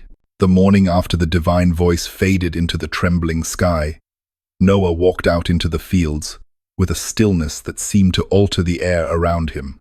The world felt sharper, clearer, as though creation itself was holding its breath, watching him with expectation. Dew shimmered on the grass like tiny mirrors reflecting heaven's sorrow. Birds sang, but their melodies carried a note of warning beneath their sweetness. Noah knew that nothing would ever be the same. He told his family in quiet tones, gathering them beneath the shade of an old sycamore. His sons listened with wide, steady eyes, Shem with thoughtful focus, Ham with restless curiosity, Japheth with a calm that mirrored his father's. Their mother pressed a trembling hand to her chest as Noah repeated the words. A flood would come, judgment for the world's corruption, but their household would be preserved if they obeyed. There were no cries of fear, no arguments, no disbelief, only a solemn acceptance. They had lived long enough in a world unraveling to understand that drastic renewal was the only path left. Work began immediately. Noah rose before the sun, gathering wood from the nearby forest's cedar, gopher wood, timber strong enough to withstand the wrath of heaven. His sons followed him, their arms thick with bundles of branches, their hands blistering beneath the labor of cutting, hauling, smoothing. They worked in quiet unity. Noah's instructions were careful and precise, guided not by earthly experience, but by the steady whisper of divine guidance that echoed in his mind day and night. Villagers soon noticed the strange construction rising in Noah's fields. At first, they approached out of curiosity. They watched from a distance, as Noah measured planks the length of giants' footsteps and hammered beams that towered over human height. The structure seemed absurd to them, too large, too impossible, too purposeless. Are you building a fortress? Some asked. Is it a monument? Others wondered. Noah answered with gentleness, refusing to mock their disbelief. A flood is coming, he told them softly. The earth will be cleansed. Turn from corruption and seek the ways of the Creator. But his words fell upon hearts hardened by fear, pride, and distraction. Many laughed. Some mocked him openly. The sky has never opened, they said. The rivers have never risen so high. Your mind has been clouded by sorrow. Yet Noah continued his work. Day after day, under heat and rain, beneath the watchful eyes of jeering crowds, he hammered and carved, sawed and shaped, refusing to let doubt enter his spirit. With every beam lifted, every plank fitted, he felt the weight of a world's destiny resting in his hands.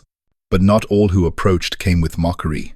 A few came with trembling voices, whispering that their dreams had grown strange, that the earth seemed angrier, that the sky felt heavier, that they heard their ancestors' spirits groaning in the wind. These people asked Noah what to do. He offered them kindness, urging them to walk with humility, to turn from violence, to choose righteousness. Some listened. Most did not. Meanwhile, the giants grew more restless. The Nephilim watched the construction from distant hills, their massive silhouettes flickering like dark sculptures against the horizon. They sensed something shifting, something not born from mortal hands. Their hearts, already wild and hungry, grew uneasy. Some approached Noah, towering over him like moving mountains, demanding answers with thunder in their voices. "What is this?" they roared. "What secret have you been given? What threat dares rise against us?" Noah answered with courage, born not from strength, but from obedience. "The earth is weary of your violence. Heaven has spoken. Judgment is coming." The giants laughed, a deep, terrible laughter that shook the leaves from trees. They saw themselves as immortal, untouchable. No flood, no storm, no decree could overpower their colossal might. Yet beneath their mockery lay a flicker of worry, a faint tremor of foreboding they could not entirely dismiss. Years passed, and the ark grew. Its hull curved upward like the ribcage of a slumbering leviathan. Its beams stretched toward the clouds, its interior filled with chambers, each measured perfectly as the divine instructions demanded. The world around Noah darkened further giants, ravaged lands with greater ferocity, tribes fell into deeper corruption, and strange storms began to coil across the sky, with lightning that smelled of judgment. Noah felt the heavens watching. Then, one evening, as the final beam slid into place, a hush fell over the earth. The wind died. Birds abandoned the trees. The air thickened with an eerie stillness. Noah stood before the ark, breathless, sensing what was coming. And then the voice spoke again, gentle, resonant, carrying the weight of both grief and love. "Noah, the appointed time draws near. Gather the animals, gather your family, enter the ark." Noah lifted his face to the sky, tears streaming freely, not from fear, but from awe, from sorrow, from the heavy honor of being chosen to carry the last light of purity into a world soon to be washed clean. His obedience remained unwavering, for he knew that dawn would never again fall upon the world as it was. The sky darkened long before the first drop fell. It began subtly, with clouds gathering on distant horizons where the mountains met the trembling edge of the world. They swelled in unnatural formations, spiraling in layers that resembled vast, shifting wings. Winds that had once carried the scent of wild figs and cedar now moved with a cold, sharp purpose, whispering against the fields like the breath of a coming storm. Animals sensed it first, herds growing restless, flocks of birds abandoning their nests, small creatures darting from their burrows as though fleeing an unseen predator. Even the trees bowed under a pressure they could not name. Noah felt it too. For days, he had worked in silence, tightening ropes, testing beams, examining the ark's seams like a father, checking the fragile breath of his newborn child. Every motion carried a solemn urgency. The ark, massive, imposing, patient, stood ready in the field where so many had mocked it. Its wooden ribs gleamed beneath the dimming light, an enormous lifeboat waiting in a world that still refused to believe it needed saving. Then the voice returned, soft but resonant, firm as a hand placed upon a trembling shoulder. "Noah, it is time. Gather them. Enter the ark." And creation responded. From the forests and hillsides, pairs of animals began to approach, first shyly, then with growing certainty, as though guided by an invisible thread pulling them towards safety. Deer stepped lightly across withering grass. Lions padded forward with silent obedience, their great heads lowered. Birds descended in swirling patterns and settled along the ark's beams. Creatures of every shape, size, and temperament emerged from shadows, their pace calm, their eyes strangely serene. Even the predators walked without hunger, brushing past the meek with a harmony not seen since the dawn of creation. Noah and his sons opened the great doors. The creak of the hinges echoed like a cry across the valley. One by one, the animals entered the ark, filing into the chambers prepared for them. The sound of hooves, pads, claws, feathers, and rustling fur filled the vessel like a living symphony. Noah watched them, awe rising in his chest, tears gathering in his eyes. This was not merely obedience to a command, it was creation itself responding to its maker. Outside the ark, the world shifted again. The wind sharpened, slicing across the land. Clouds folded into one another with a heaviness that strained the sky. People from nearby villages gathered once more, drawn by fear rather than curiosity. They watched the animals moving with supernatural order, and their laughter, once loud and careless, fell silent. Some trembled, gripping one another's arms. Others stared in disbelief, unable or unwilling to accept the truth unraveling before their eyes. The giants observed as well. From distant cliffs, the Nephilim gazed at the ark, their immense forms silhouetted against the sickly sky. Their faces, once proud, fearless, unshaken, now bore the shadow of dread. They saw the animals obeying a command they could not hear. They felt the air tightening like a snare. They sensed the presence of judgment in every trembling gust of wind. But rather than humility, defiance swelled in their hearts. One giant roared, a sound so deep it cracked stones along the hillside.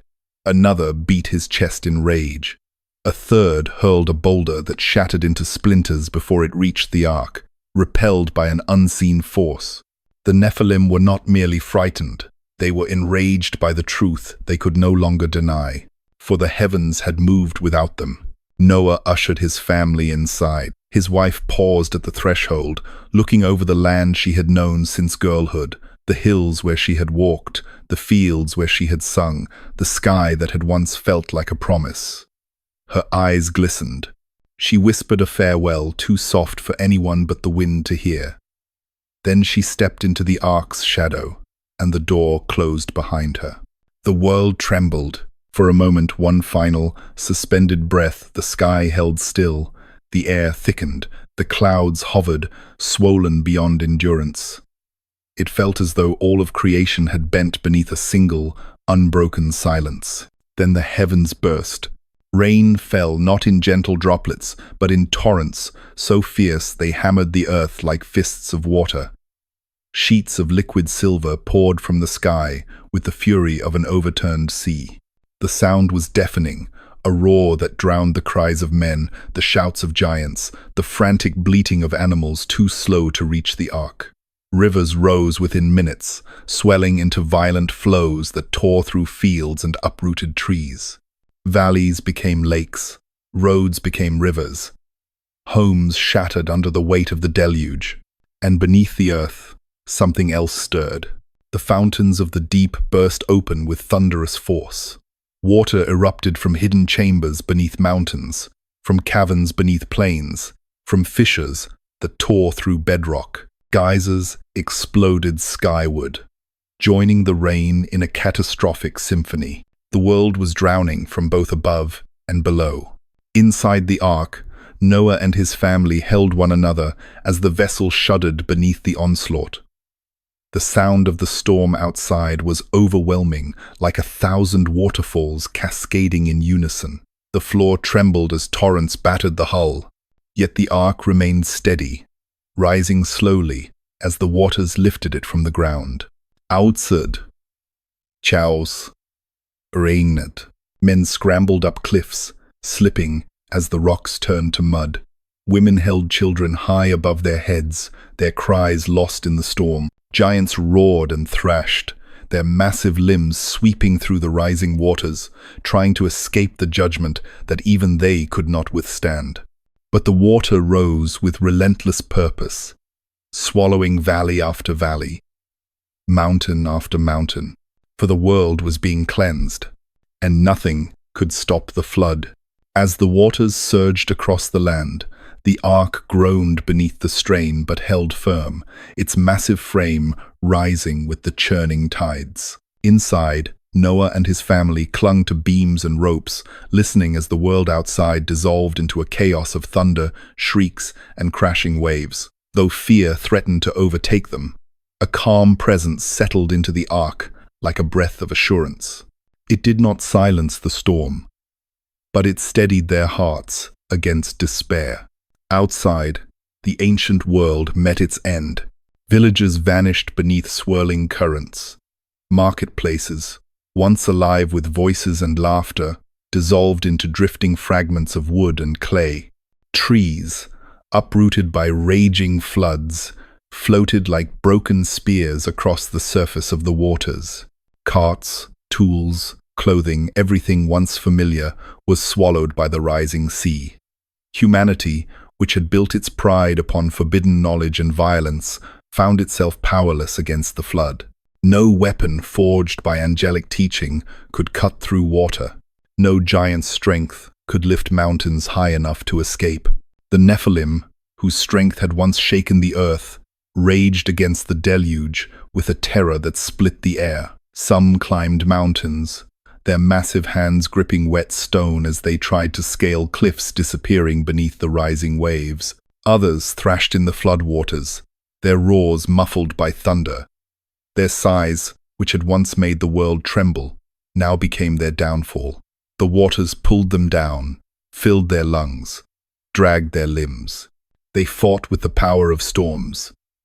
But judgment was unmoved.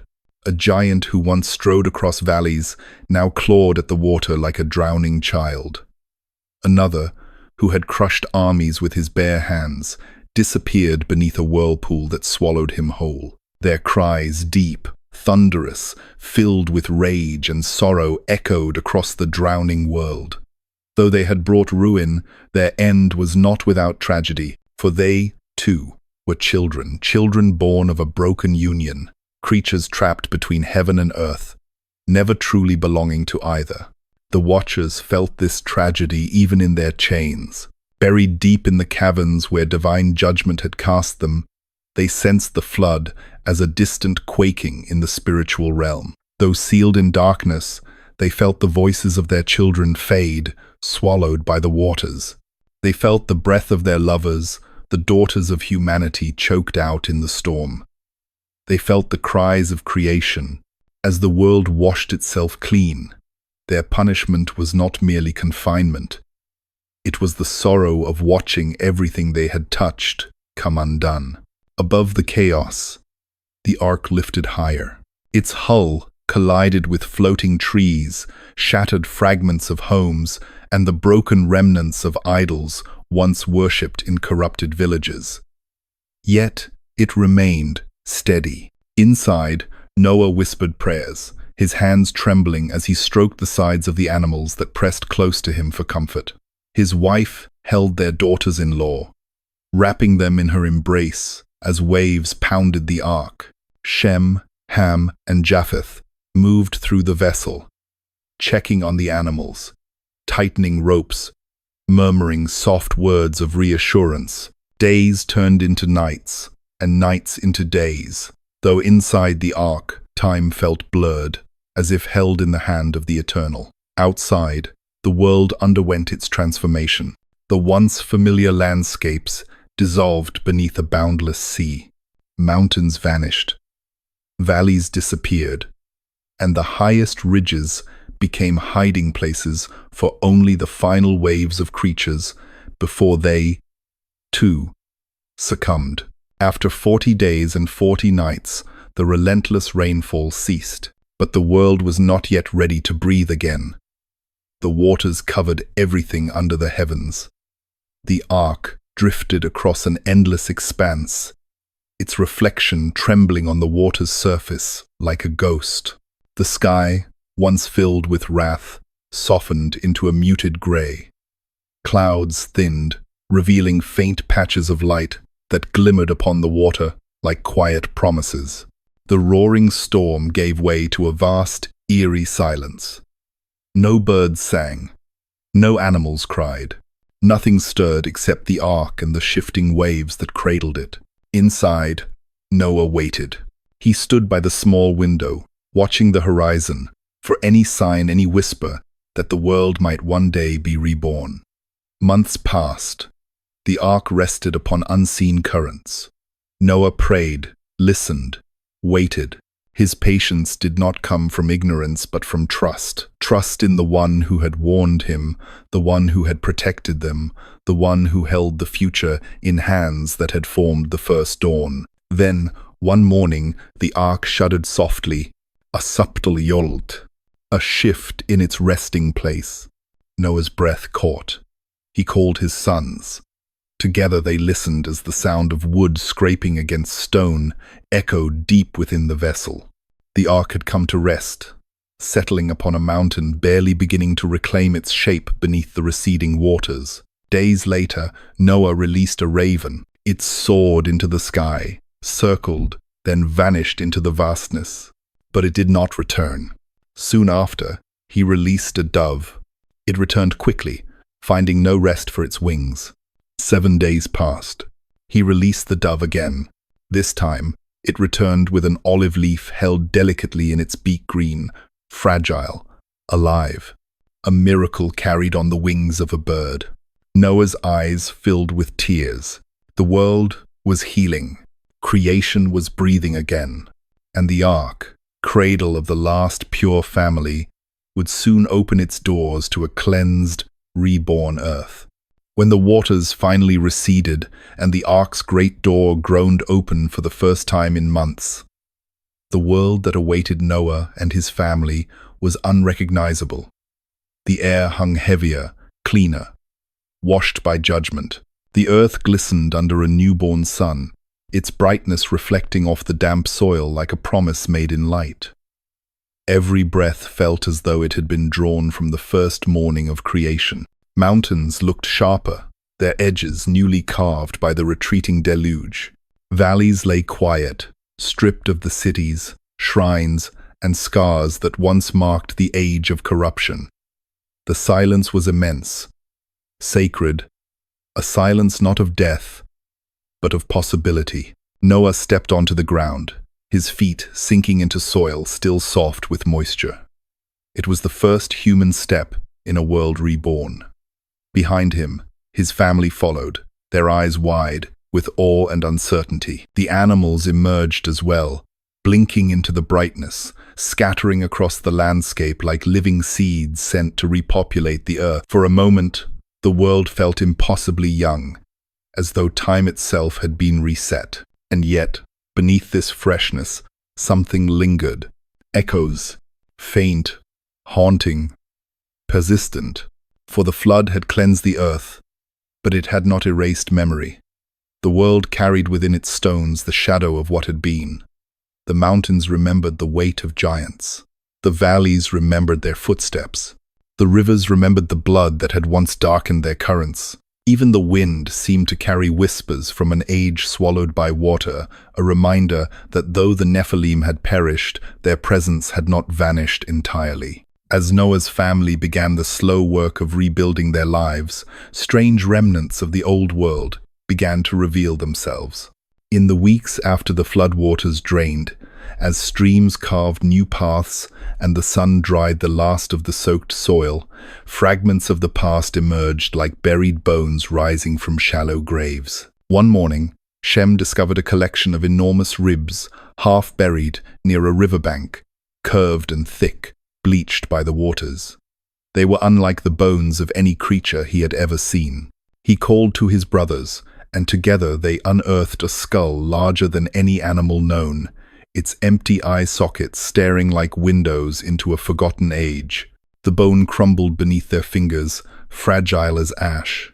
Yet its size told a story no one could ignore. Ham found the remnants of a stone structure on a distant hillside, its blocks carved with precision, too perfect for human hands. The markings etched into the surfaces were faint, worn by water.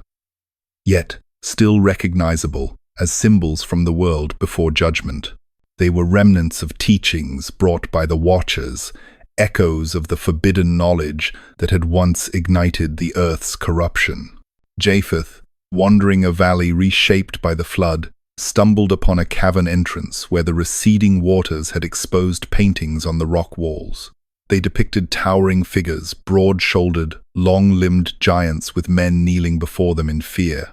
The pigments were faded, but the story they told was unmistakable. The age of the Nephilim had not been forgotten by the earth. Noah, too, was not free from these echoes.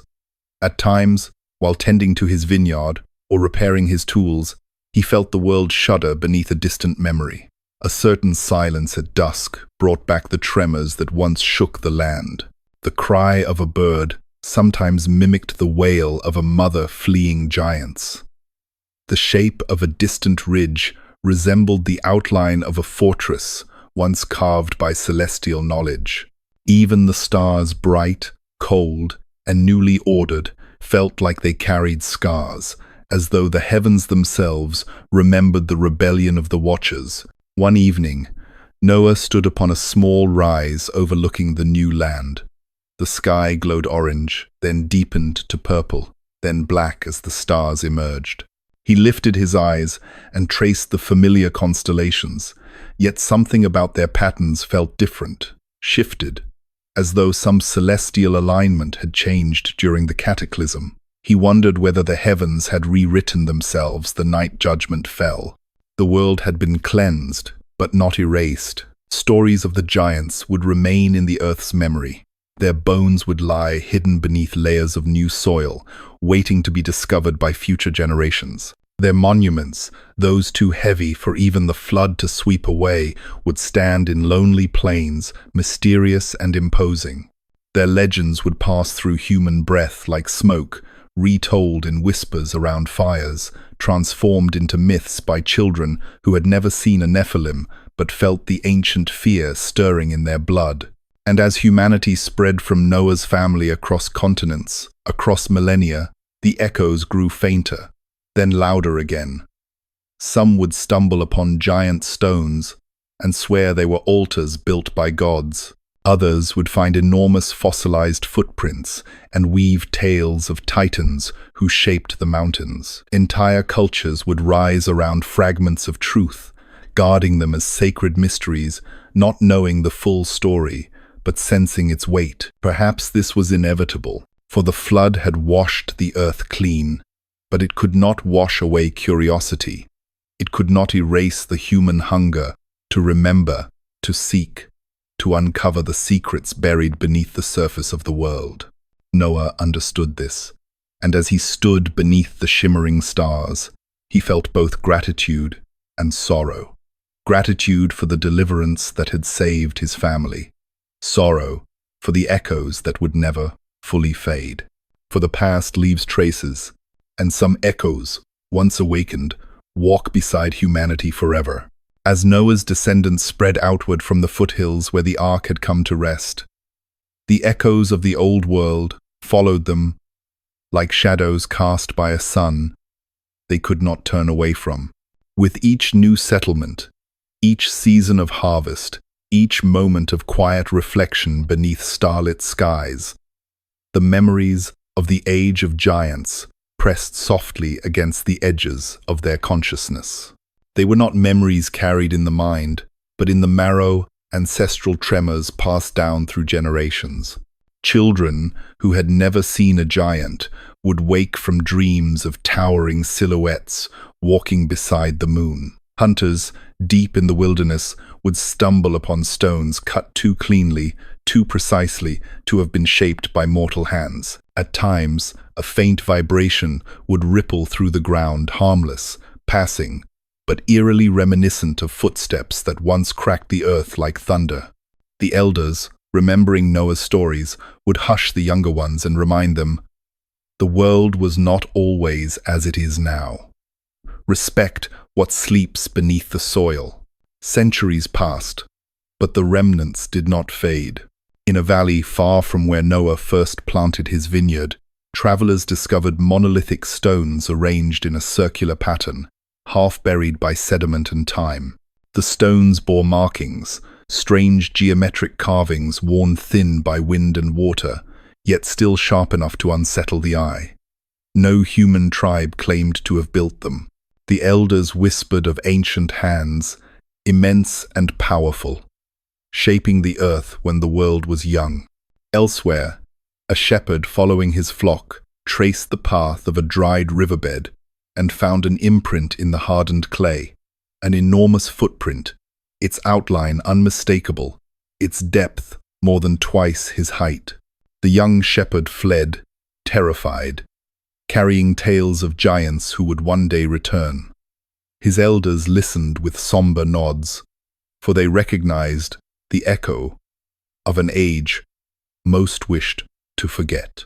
Legends began to grow.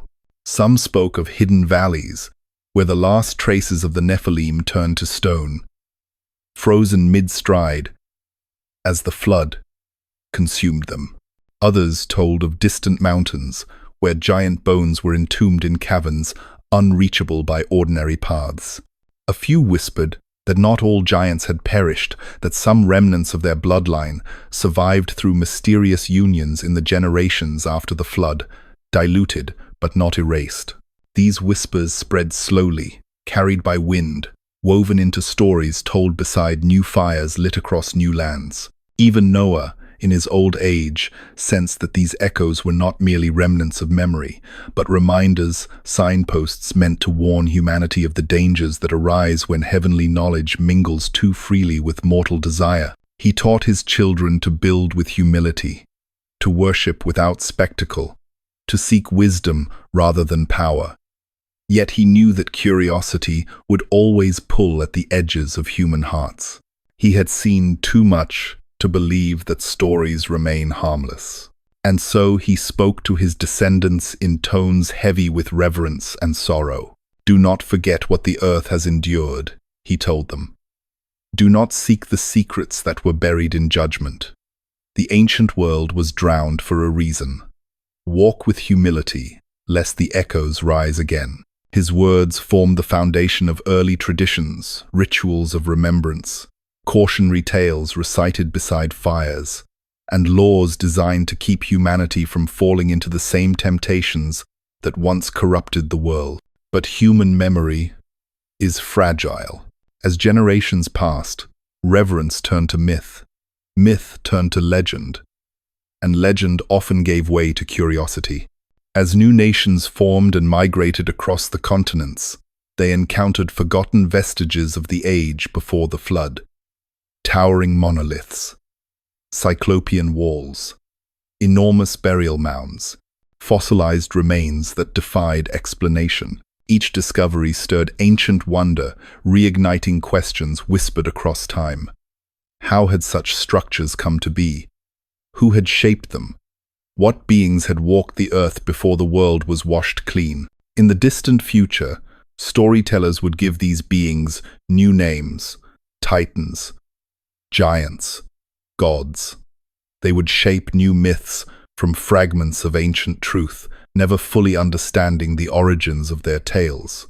But beneath all the variations and retellings, the core remained the same. Once, there were giants upon the earth, beings of immense power and sorrow, whose existence had reshaped creation itself. And though the flood had swallowed their bodies, the world itself held memory more faithfully than human minds. The mountains bore the weight of their footsteps. The rivers carried fragments of their dust. The plains whispered stories of their rise and fall when the winds brushed across them at twilight. Even the stars, which seemed to shine a little differently after the flood, appeared to shift in patterns that hinted at battles fought in ages older than scripture. Noah knew this. He understood that the echoes were not meant to inspire fear alone, but reverence, a reminder that the world's harmony was fragile, precious, and easily shattered when beings forget their place in the divine order. He spent his last years tending vineyards, walking beneath the open sky, whispering prayers that humanity would remember the lessons etched into the foundations of the new world. His children grew into nations. His grandchildren carved homes from stone, and planted fields of grain. Life blossomed again across the land. Yet, even as laughter returned to valleys once drowned by judgment, the echoes persisted soft but unyielding, like footsteps fading into the distance yet never fully gone. For some truths refuse to disappear. They lie dormant, waiting. They linger in stone, in story, in the restless corners of human memory. And the greatest echo of all was this: the past shapes the future, and what was hidden once would one day be sought again. Long after Noah returned to the dust and his children scattered across the newborn continents, the world settled into a rhythm that felt, for the first time in ages, almost peaceful. Fields flourished, herds grew, families built homes and planted vineyards. Dawn once again arrived with gentle light, not the heavy glow of judgment. Children laughed in valleys that had once echoed with the thunder of giants' footsteps.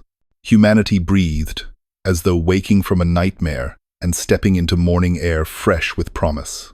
But beneath this peace, beneath the soil and the stories and the quiet pulse of everyday life, the ancient world still stirred. For the flood had wiped away the corruption, but not the mysteries. And mysteries, by their very nature, have a way of rising again, softly, slowly, like seeds buried deep in the earth, waiting for the right season to awaken. Generations passed, nations rose and fell, kingdoms carved their histories into the land. And with each passing age, people found themselves drawn almost unconsciously toward the remnants of the world before. They uncovered massive stones that seemed impossible to move. They found carvings etched with symbols older than their languages. They stumbled upon tales so ancient that even their storytellers could not trace where myth ended and memory began. Some whispered that the Watchers had left behind fragments of their knowledge sealed in caves, hidden in deserts, locked beneath shifting sands. Others believed that angels, in their sorrow after the judgment, had scattered warnings across the earth to keep humanity from repeating the sins that drowned a world. Still others claimed that deep beneath mountains lay chambers filled with relics of the Nephilim age. Weapons forged from celestial metals, scrolls written in forgotten languages, bones so massive they defied belief. Every culture shaped these whispers into its own stories. In a remote valley, a tribe spoke of luminous beings who once taught the stars to sing. In a desert kingdom, priests guarded ancient tablets said to contain forbidden knowledge sealed since the flood. Far across the sea, people told legends of sky watchers who descended in ages past, leaving behind tools of wisdom and destruction. Different tongues, different eras, different lands. And yet, the shadows of the same ancient tale stretched across them all. It was as if the world itself refused to forget.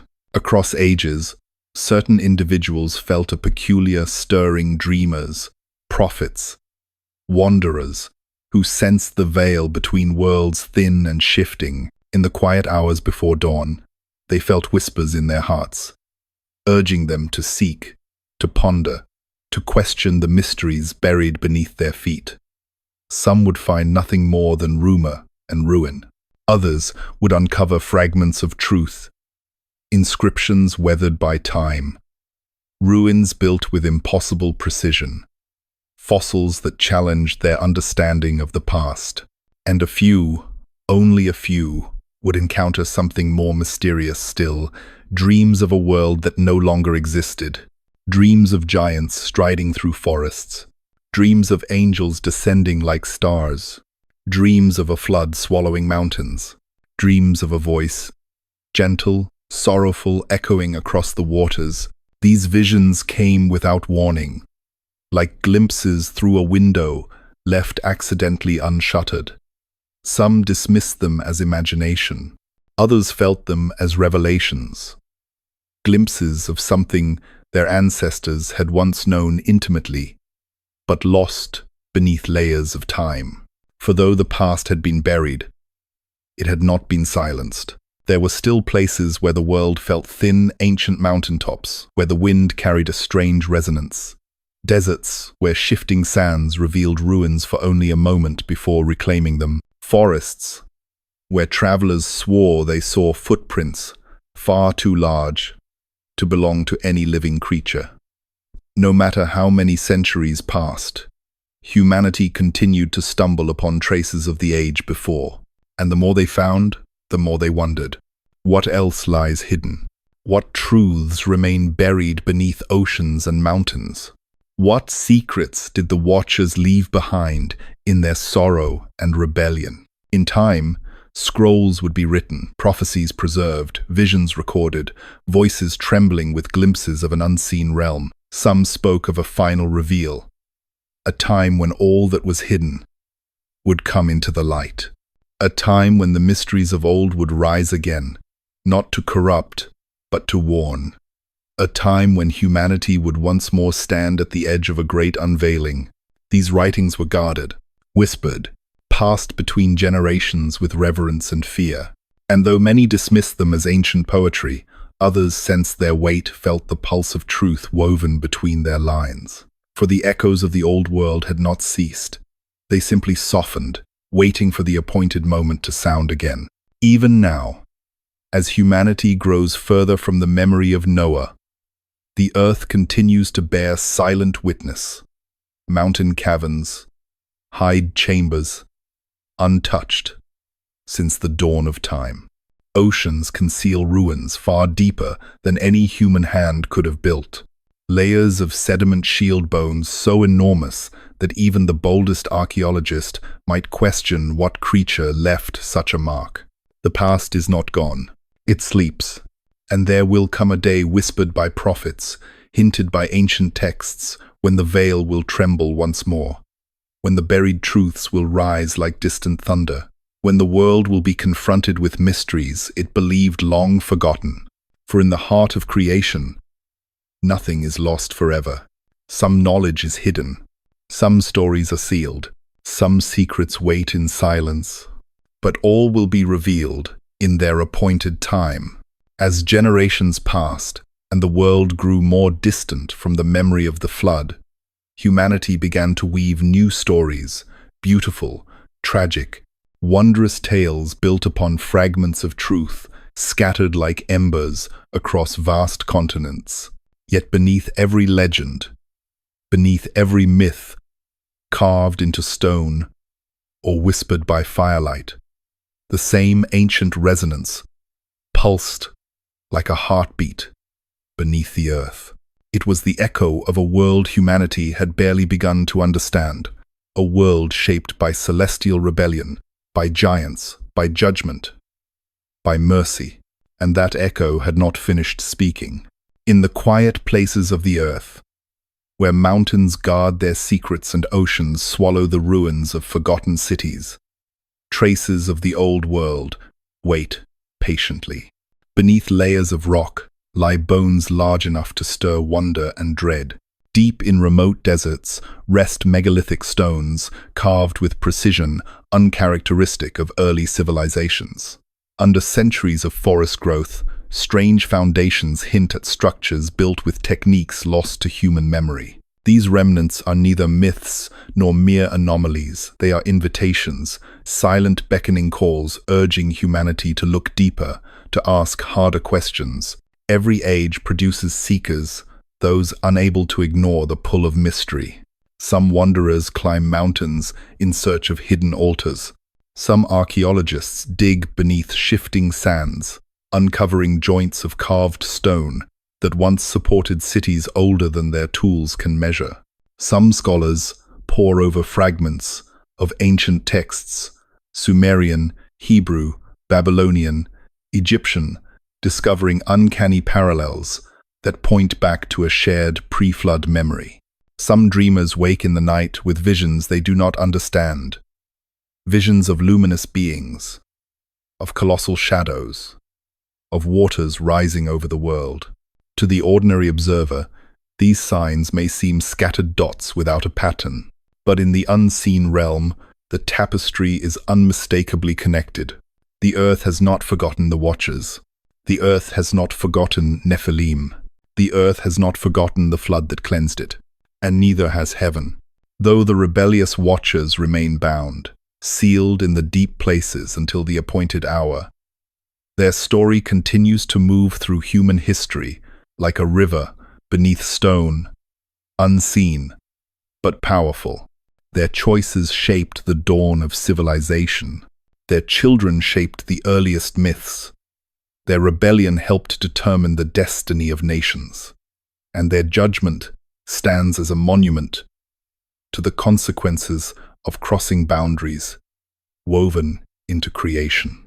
But judgment is not the end of the story. Prophecy whispers of days yet to come, days when the world will once again witness the unveiling of truths long hidden. Ancient texts speak of a time when secrets sealed, since the beginning will open like scrolls in the hands of watchers and wanderers.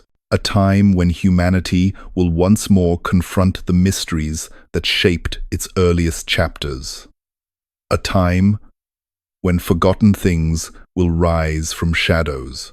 Some say the final revealing will come like lightning, sudden, unmistakable, tearing through the fabric of ordinary life. Others say it will unfold quietly, steadily, through rediscovered knowledge and long-lost relics rising from the earth. Still, others believe it will come through visions granted to the humble and the wise, those willing to listen to the soft tremors of the spiritual realm. But all who ponder these things sense the same truth. The past is not finished with us, and perhaps it never will be. For the ancient world was not merely destroyed, it was preserved in fragments, in whispers, in stone, in prophecy. Its lessons flow through sacred texts. Its warnings pulse through the earth. Its mysteries beckon to the hearts of those who feel that the world is older, deeper, more layered with story than most dare to imagine. And so, humanity stands once more at a threshold, not of judgment, but of remembrance.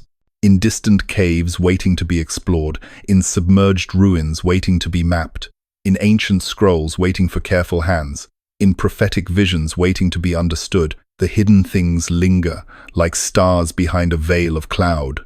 They wait for the moment appointed by the one who sees all past, present, and future as a single unbroken tapestry. Noah's world rose and fell, but its echoes stretch across time like constellations guiding, warning, beckoning. The Watcher's rebellion ended in chains, yet its shadow continues to shape human imagination. The Nephilim perished in the flood, yet their footprints remain etched in the deepest layers of history. And the mysteries woven into creation still whisper beneath the surface. There are truths the world has forgotten. There are secrets buried, but not lost. There are revelations waiting for the eyes willing to see. For in the end, the hidden things will not remain hidden forever. The veil will tremble. The seal will open. What was buried will rise. What was whispered will be spoken. What was lost will be found. And the story that began before the flood, in the age of giants and angels, will one day be revealed once more, not as myth, not as legend, but as truth reclaimed by a world finally ready to understand.